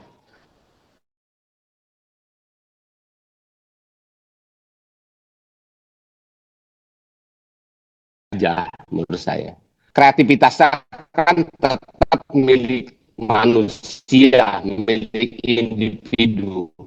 Tidak ada jaminan juga penerbit besar selalu menghasilkan buku baik, selalu buku bestseller, tidak ada. Tidak ada jaminan seperti itu. Seringkali justru buku-buku bestseller muncul dari mereka memang bekerja sama dengan toko buku, jaringan toko buku, atau sekarang dengan e-commerce menjadi baik menurut saya. Nah, di Solo menurut saya ada fenomena misalnya Jiyad gitu. Jiyad itu penerbit yang memang sangat konsentrasi jualan di e-commerce, terutama TikTok, sehingga dia terjual jutaan. Kalau kita misalnya melihat ranking penjualan di TikTok, itu Jiyad itu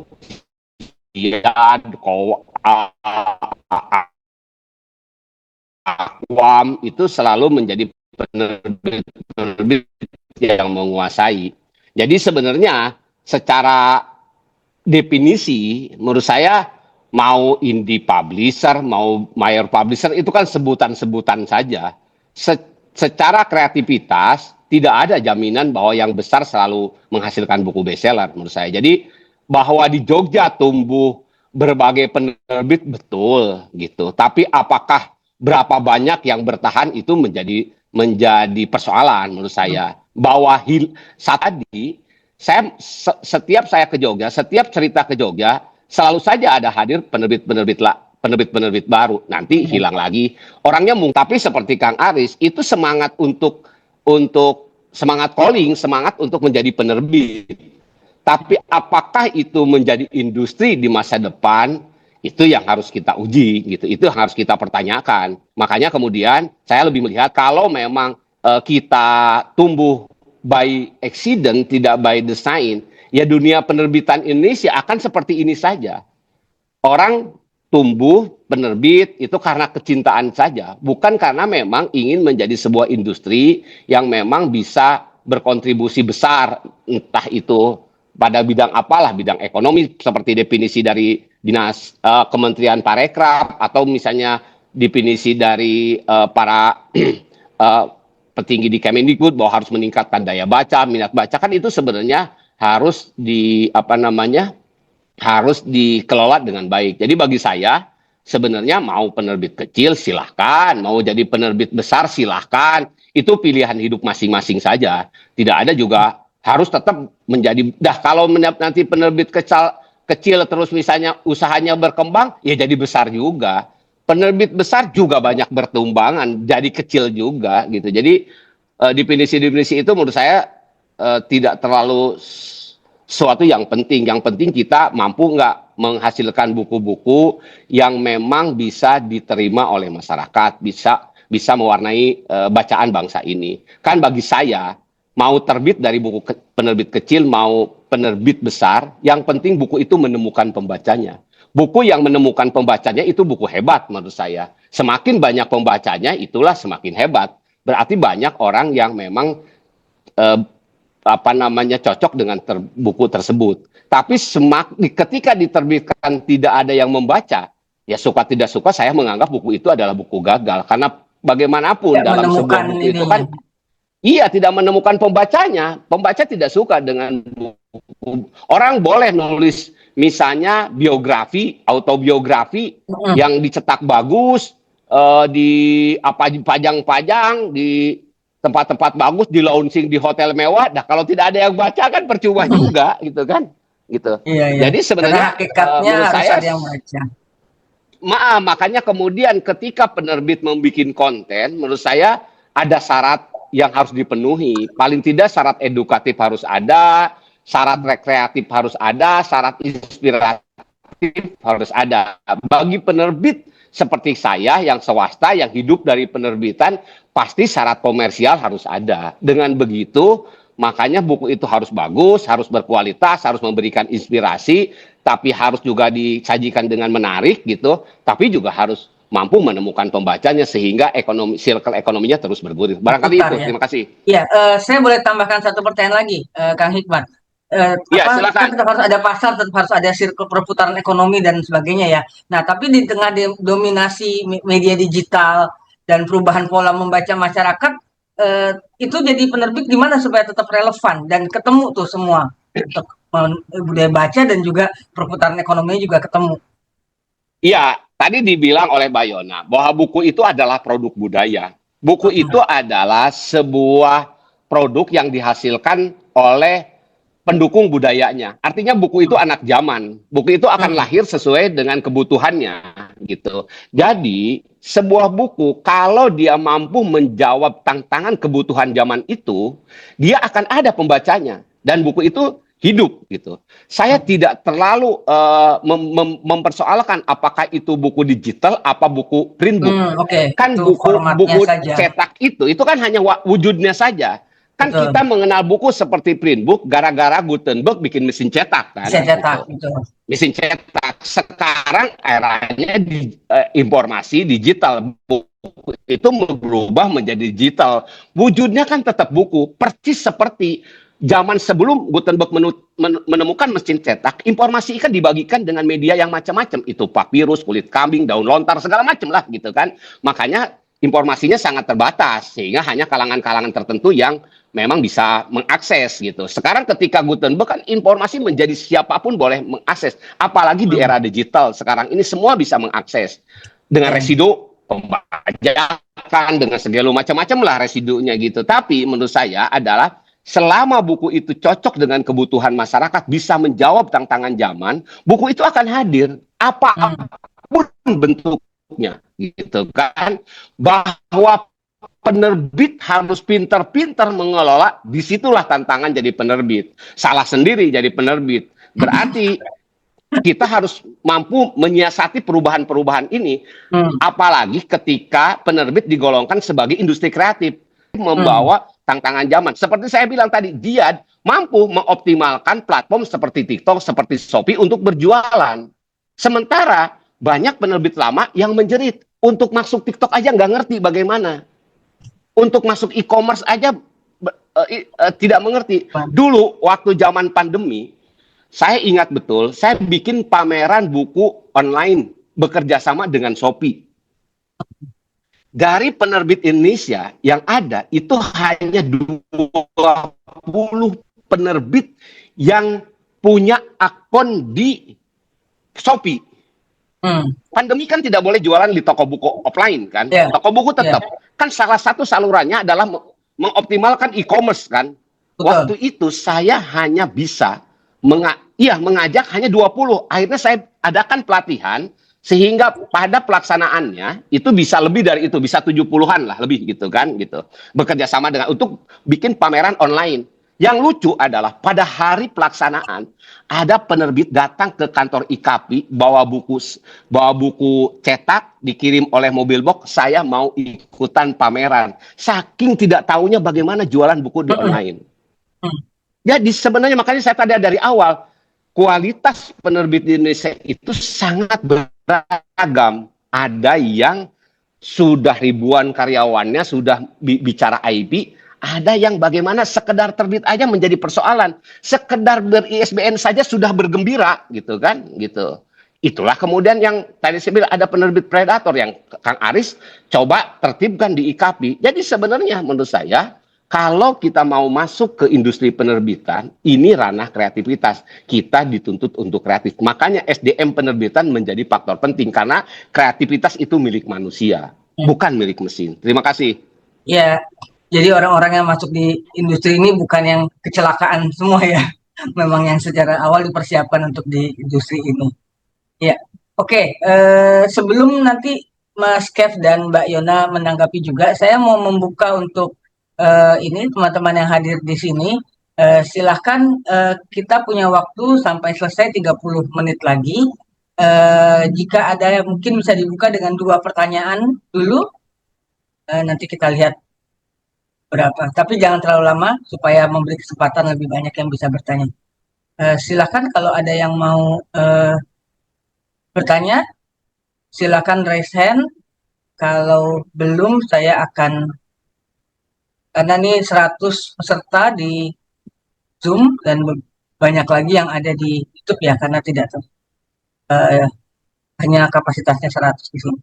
Silakan, apa ada teman-teman di Zoom yang mau bertanya atau mau bertanyanya melalui chat juga boleh.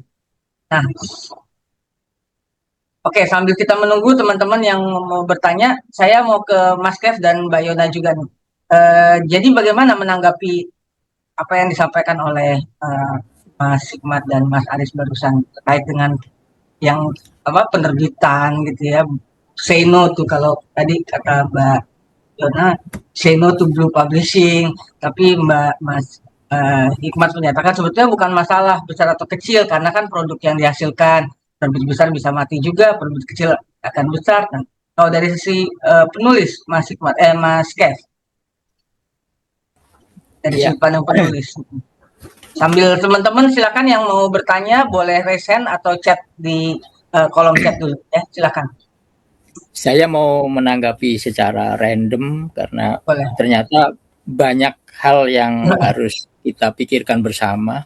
Pertama soal itu tadi ya, bahwa medium buku itu berubah, cara membaca kita berubah. Ini terutama karena ada teknologi digital.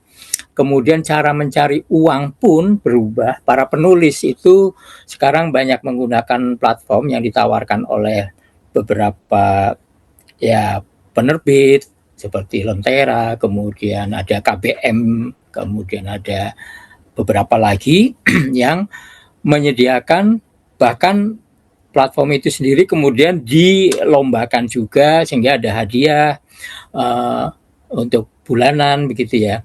Nah, kalau saya pernah diundang untuk menjadi salah satu pembicara di sana dan bahkan menjadi juri untuk finalis lomba apa itu novel yang tiap hari harus tayang itu sampai ratusan bagian ya, ratusan, dan saya pernah menerima naskah sampai 1028 halaman begitu. Itu rata-rata mereka akhirnya punya satu pola yang sama, cara berceritanya, tema-temanya, sehingga menurut saya ada dua hal yang harus kita pertimbangkan, atau maksudnya yang kita sadari bahwa artinya selera pasar yang kebanyakan memang saya tidak kenal, mungkin pakai nama samaran, itu memburu ke arah itu. Ya, jadi tema-tema itu, tema CEO dengan menyamar sebagai apa ini, terus perselingkuhan, macam-macam, dan judulnya juga sangat menohok. Gitu bombastis ya. Bombastis. Nah, tapi ada juga pengarang-pengarang yang kemudian ya saya anggap lebih belakangan gitu, bertanyalah kepada seniornya gitu, sebenarnya saya harus nulis apa sih mas, begini gini. Memang ada, harusnya sebagai seorang penulis harus idealisme lah yang diutamakan. Kita harus menulis sesuatu yang baru, sesuatu meskipun kita belajar dari banyak buku, tapi kita harus menulis yang baru, menulis yang memberikan istilahnya pencerahan gitu ya. Karena kita berutang budi kan kepada para penulis senior sebelumnya, mungkin dari zaman Balai Pustaka sampai kemudian di era 90-an, 2000-an ya, banyaklah tulisan-tulisan yang bagus, baik itu terjemahan maupun tulisan lokal, yang itu memberikan inspirasi, dan itu harus menambah nilai, harus diberi pertambahan nilai untuk menjadi buku-buku berikutnya. Jika kalau melihat kreator atau penulis-penulis sekarang kan cara berceritanya berbeda, menarik lah gitu saya kira ya. Itu yang ini. Tetapi sayangnya memang kalau berebut rezeki, umumnya kemudian rezeki yang didapat itu lebih banyak dari platform-platform itu. Nah, itu satu hal yang nggak tahu lah itu akan memprihatinkan atau justru sebuah angin segar. Kemudian diperlukan juga dalam ekosistem kita ini adalah kritikus. Kritikus itu kalau di kalangan sastrawan itu sudah mati, dianggap sudah tidak ada. Misalnya dulu ada H.B. Yasin, Korrie Layun Rampan, kemudian siapa lagi, sekarang Maman S. Mahayana, tapi kemudian semua kritikus itu juga pelaku penulis, sehingga agak bias ya, sehingga kalau apakah dia ketika melakukan kritik itu juga ada pembelaan terhadap apa yang dia geluti begitu kan. Nah, itu jadi tidak murni. Kalau kritikus ya harusnya kritikus kayak Dami Entoda di masa lalu kan. Terus Ignaz Kleden. Nah, kalau misalnya kritikus kemudian katakanlah mungkin menyakitkan tetapi itu jernih, itu saya kira akan membantu dorongan atau mendorong para penulis itu akan maju ya, akan tidak yang kemudian menye-menye seperti itu ya. Penulis harus tetap teguh kita dengan idealisme kita. Kemudian munculnya reseller itu dari dunia perdagangan atau industri buku juga menarik. Di Jogja itu ada misalnya Gunawan Triatmojo. Saya kira banyak ya di tempat-tempat lain yang tidak perlu memiliki gudang, tetapi dia bisa membahas satu buku, kemudian menawarkan, jadi bukunya bukan hanya dipasang covernya terus gitu siapa mau beli, bukan, tapi ada analisis, ada sinopsis, ada testimoni yang membuat orang-orang kemudian membeli, dan itu kan enak sekali. Dia tinggal menghubungi, ini membantu para penerbit, membantu toko buku supaya lebih dekat. Jadi mungkin misalnya di sekitar kota itu yang pesan, kan ngirimnya juga akan lebih murah seperti itu. Ya, kemudian mengenai komunitas ini juga ada yang menyedihkan, ada yang menggembirakan. Misalnya komunitas itu kemudian membuat ayo kita menulis bareng, misalnya bikin antologi puisi, bikin antologi cerpen, bikin antologi esai. Dicetak sejumlah orang yang menulis, kemudian dibeli. Sampai saya pernah di dalam status media sosial mengatakan, mari kita menulis, kita baca sendiri, kita menulis, kita terbitkan sendiri, kita beli sendiri, kita baca sendiri. Nah, itu kan seperti apa, masturbasi aja ya, kita menulis tapi tulisan kita tuh tidak beredar di toko buku, tidak dibaca oleh orang banyak gitu. Jadi kalau penulisan 100, dicetak 100, diberikan mau gratis atau iuran itu kepada penulisnya sendiri. Jadi buat apa itu? Secara kurikulum vitae mungkin akan menambah jumlah buku yang kita terbitkan ya bagi seorang penulis, tetapi buku yang tidak dibaca oleh orang lain. Nah, ISBN misalnya, ISBN dan sekarang ada muncul QRCBN misalnya. Apakah QRCBN ini resmi atau diakui oleh Indonesia dan negara-negara lain, atau QRCBN itu pemilik siapa kita tidak tahu. ISBN itu milik Perpusnas atau jatah yang diberikan oleh internasional, tapi kemudian habis oleh orang itu tadi yang Mas Haris bilang bahwa nyetak cuma 5 gitu ya, dapat ISBN gitu, mengerikan sekali itu, sampai jatahnya habis. Betapa larisnya ISBN di Indonesia gitu ya. Dan untuk komunitas-komunitas yang itu tadi, yang menulis untuk dibaca sendiri seperti itu memprihatinkan menurut saya. Dan itu sama sekali menurut tadi Mas Hikmat juga, bahwa belum tentu buku yang berkualitas memiliki ISBN, dan belum tentu juga buku yang memiliki ISBN itu berkualitas. Jadi sebenarnya kualitas buku itu tidak tergantung dari soal identitas itulah ya, identitas ISBN. Nah, satu lagi yang menarik, Pak Profesor Aziz yang dulu pernah menjadi ketua kepala Badan Bahasa, kemudian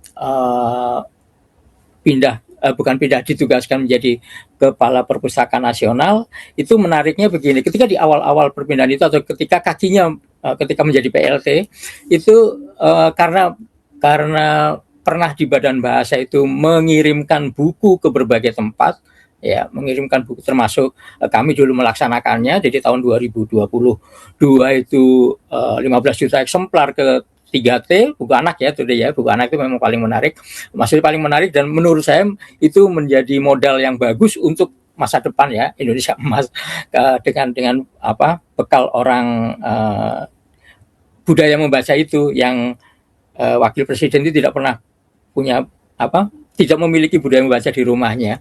Nah, saya pikir itu menariknya begini, ketika menjadi ketua perpustakaan, mendapati naskah-naskah klasik yang kemudian dicoba disegarkan kembali, dialihbahasakan, dibuat lebih populer, dijadikan sayembara atau ditawarkan ke beberapa penerjemah itu membuat buku kita bertambah, dan ada kesinambungan antara sejarah yang masa lalu itu yang hanya tersimpan di Perpustakaan Nasional, itu kemudian menjadi bacaan-bacaan baru.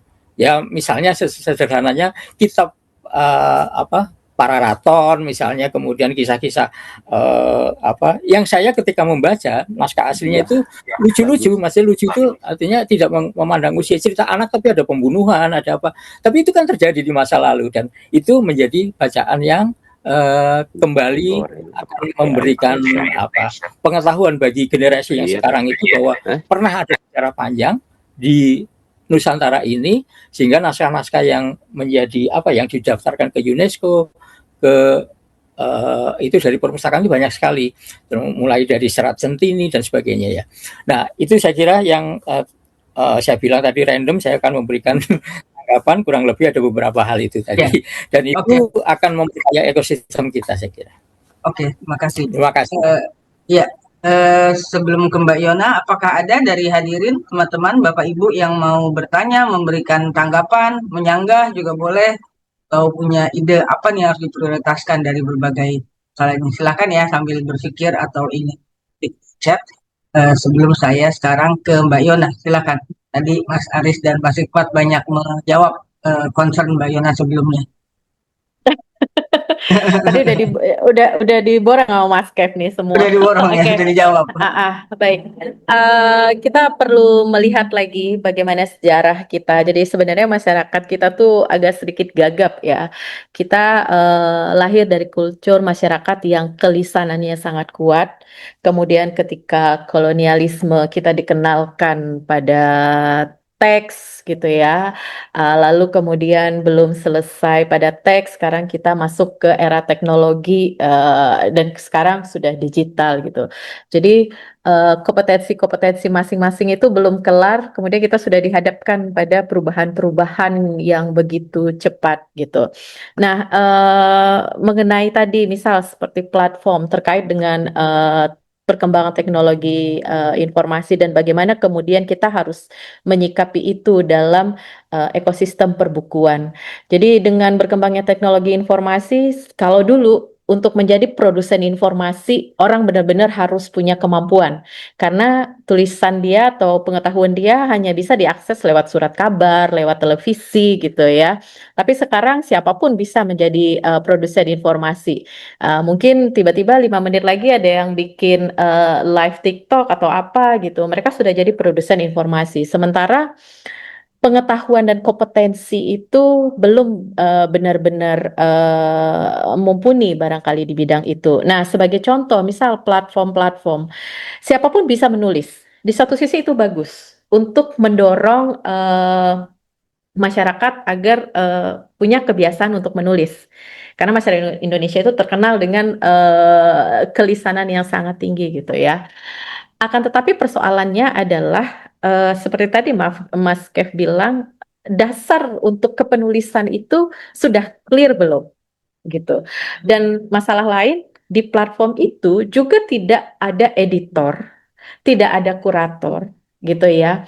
Nah, persoalannya adalah anak-anak generasi sekarang sangat suka mengakses itu, membaca itu gitu ya.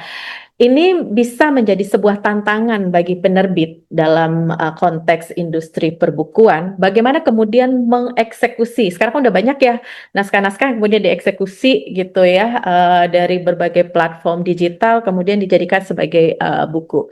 Nah, penerbit harus bisa melihat dan mensiasati itu gitu. Kita memang harus tumbuh dan bergerak sesuai dengan perkembangan zaman, sesuai dengan masyarakat kita, sesuai dengan kebutuhan, sesuai dengan cara belajar dan pola belajar mereka. Itu tidak bisa dihindari, terlepas dari apakah buku konvensional atau buku cetak atau buku digital gitu.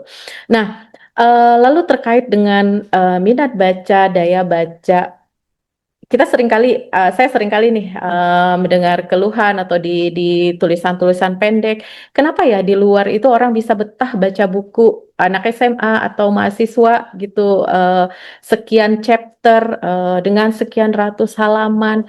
Persoalannya adalah kita tidak dibiasakan untuk membaca. Sebagai contoh, bahan bacaan berjenjang. Tadi Mas Kev udah sebut, kita banyak sekali punya naskah-naskah terbitan lama yang kalau dibaca oleh anak-anak sekarang, ini bahasa apa sih? Susah amat sih, sehingga tidak akan dibaca gitu ya. Kenapa kemudian kita tidak membuat itu sebagai bahan bacaan berjenjang gitu? Shakespeare itu dikenalkan mulai dari anak usia, bukan usia, anak dari taraf membaca awal. Membaca lancar, membaca mahir, hingga ketika mereka di sekolah menengah atas atau di SMP sekalipun, mereka sudah terbiasa membaca naskah-naskah tebal, novel-novel seperti itu. Nah, ini juga barangkali perlu menjadi perhatian, concern, bagaimana kemudian untuk membangun ekosistem itu, salah satunya ini dalam perspektif saya sebagai seorang ibu dan juga seorang penulis gitu. Bagaimana kemudian kita membuat bahan bacaan berjenjang? Sebagai contoh, waktu itu saya sudah pernah sampaikan buku-buku terbitan Balai Pustaka, gitu ya, uh, dikemas ulang menjadi bahan bacaan berjenjang, bukan hanya bahasa yang dimodifikasi, gitu. Dan kemudian juga sekarang mungkin teman-teman sekalian juga lihat ya pertumbuhan toko buku. Jadi ada jokes bahwa toko buku besar itu bingung membedakan antara toko buku dengan stationery. Tapi kemudian dengan adanya konsep baru, toko buku bukan untuk menjual buku, tapi menjual experience.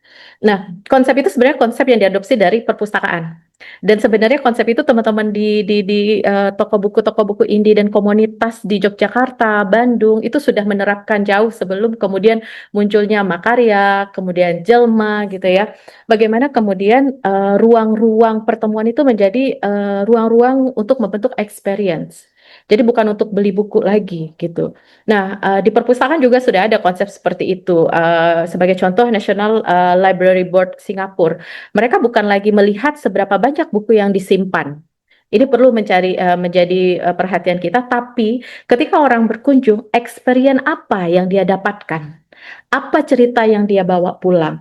Nggak peduli apakah dia akan baca buku setelah itu. Bukan itu yang ingin dikaji. Nah, perubahan-perubahan itu juga barangkali perlu menjadi perhatian kita bersama. Saya pikir itu saja, Mbak Karina. Terima kasih. Dari teman-teman di Zoom, apakah ada yang ingin bertanya, memberikan tanggapan sebelum nanti kita punya waktu sekitar kurang dari 10 menit ya, 10 menit. Apakah ada? Mungkin ini karena banyak pegiat literasi juga, teman-teman perpustakaan, atau ini ya, mengakui bahwa memang masalahnya cukup banyak sehingga mau pertanyaan di mana gitu mungkin ya. Oke, mungkin ini terakhir ya untuk semua pembicara dari berbagai hal yang tadi sudah disampaikan.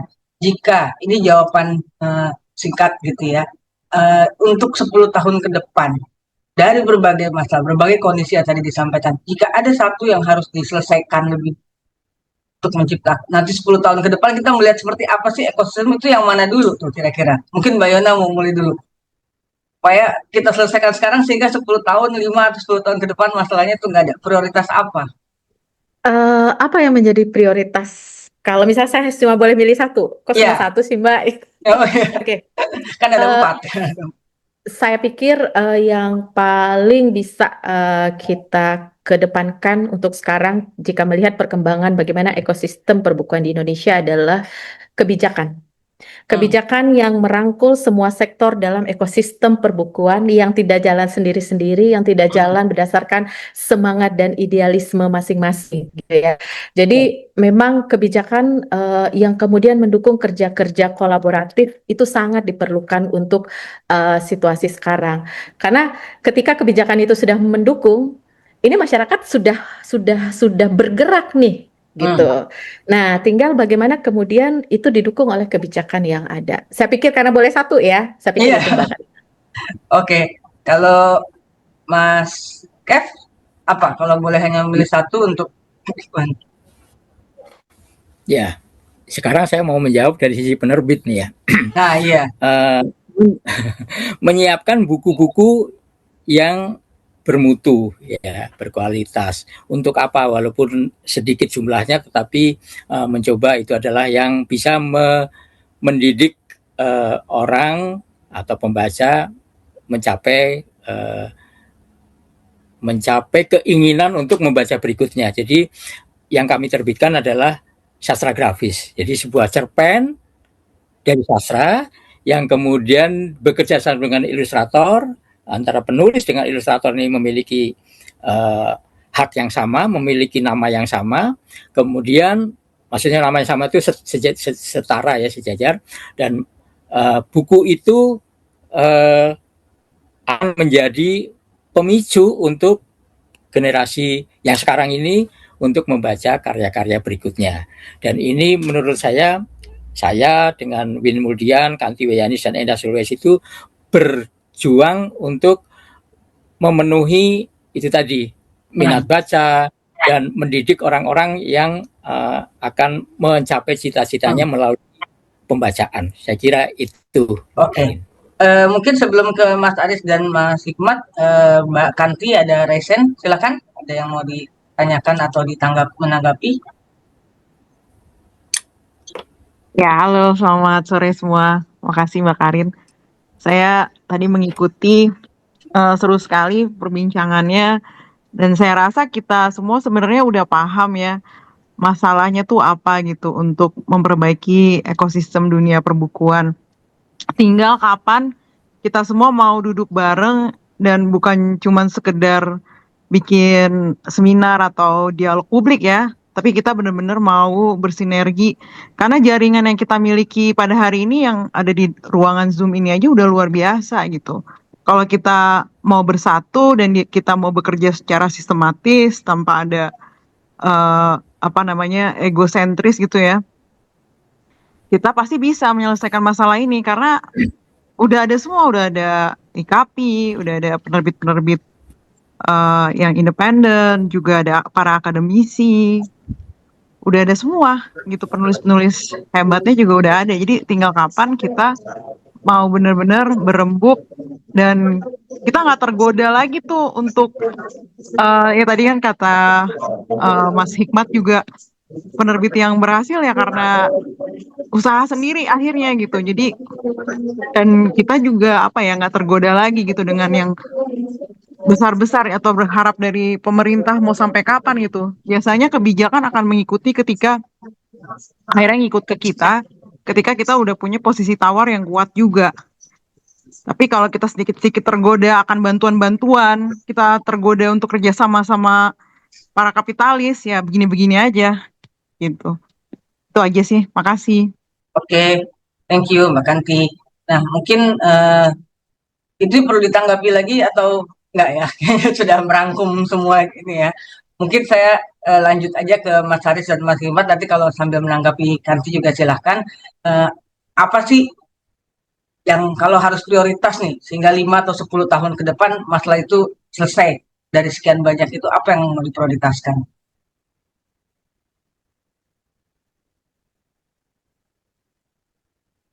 Mas Haris, silakan. Tega ya ngasihnya cuma satu ya. Kan udah 2 tadi. Eh, Leadership, Leadership. iya, Oke. leadership. Jadi, tapi leadership yang konsisten, yang bukan omon-omon ya. Leadership yang menunjukkan kecintaan kepada buku, yang kemudian itu mewujud sampai ke bawah, karena tetap kan di kita itu leadership itu akan menjadi role model. Yang selalu saya kasih contoh adalah Malaysia dan Vietnam, dua negara yang mengalami kemajuan ketika leadership di kita. Saya nggak bicara presiden, ada sebagian pejabat kita mengatakan bahwa industri perbukuan adalah industri sunset, industri senja gitu. Di sana tidak terucap itu, dan akhirnya bisa tumbuh di kita. Presidennya sudah menunjukkan kalau ke luar negeri dia beli buku, ke Amerika dia beli buku, ke India dia beli buku, ke Hambalang dia tunjukkan perpustakaannya gitu kan. Itu leadership, tapi belum sampai ke berikutnya. Yang dilakukan oleh pemerintah Perdana Menteri Malaysia dan Vietnam itu sudah sangat detail gitu. Dia sudah menunjukkan dia cinta sama buku, kemudian dia pergi ke Vietnam, bertemu dengan pemimpin Vietnam, Perdana Menteri Vietnam, itu di bursa buku, bukan di istana. Kemudian mereka saling bertukar buku, ini buku karyaku, mana buku karyamu, tukar-menukar buku mereka.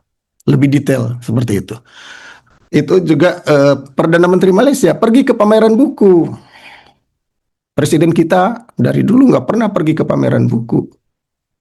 Satu-satunya yang pergi ke pameran buku itu bukan satu dua sih, wakil presiden Pak Yusuf Kalla dengan Pak siapa yang sebelumnya?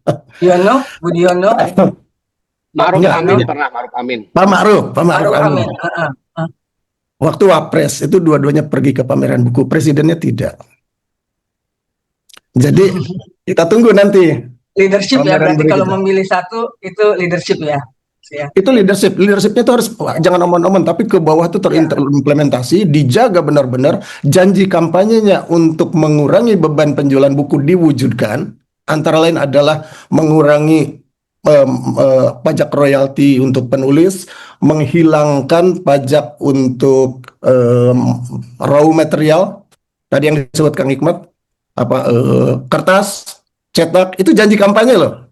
Nah, kalau leadershipnya udah sampai ke situ, kemudian dia mengoordinasikan, mewujudkan di level bawahannya yang sekarang masih jalan masing-masing, itu leadership yang sampai ke bawah. Jadi, sebenarnya saya ingin bicara satu aja, leadership. Tapi leadershipnya yang memang Betul-betul. betul-betul dijalankan. Thank you. Mas Hikmat, apa? Satu. Pilihannya cuma satu. Kalau untuk memprioritaskan. Ya, supaya itu karena masuk sudah dulu. banyak yang bisa.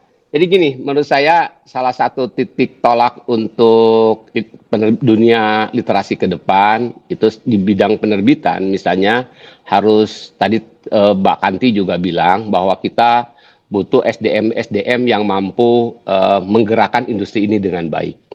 Jadi SDM ini saya rasa harus dilatih sehingga dunia penerbitan, dunia literasi itu dikelola oleh orang-orang yang kompeten, orang-orang yang memang punya kapasitas untuk di situ, sehingga masalah pelakunya, masalah pemangku kepentingannya, masalah pengambil kebijakannya itu harus diurus oleh orang-orang yang baik menurut saya, sehingga memang arahnya menjadi sangat jelas.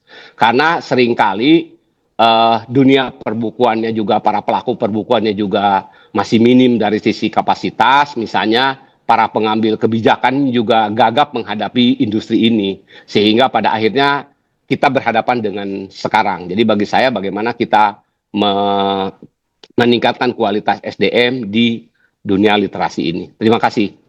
Oke, ini kita tertib waktu sekali ya, persis 15.29. Ya, jadi kita masih punya 1 menit untuk mengambil grup foto.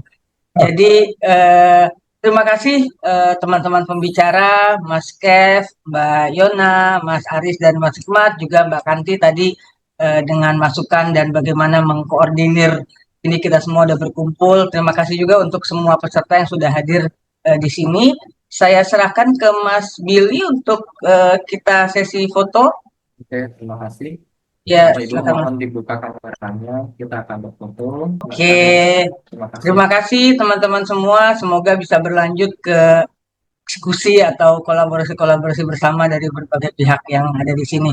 Terima kasih semuanya. Saya tutup sesi ini. Kita bertemu semoga onsite di lain kesempatan. Selamat sore. Assalamualaikum warahmatullahi wabarakatuh.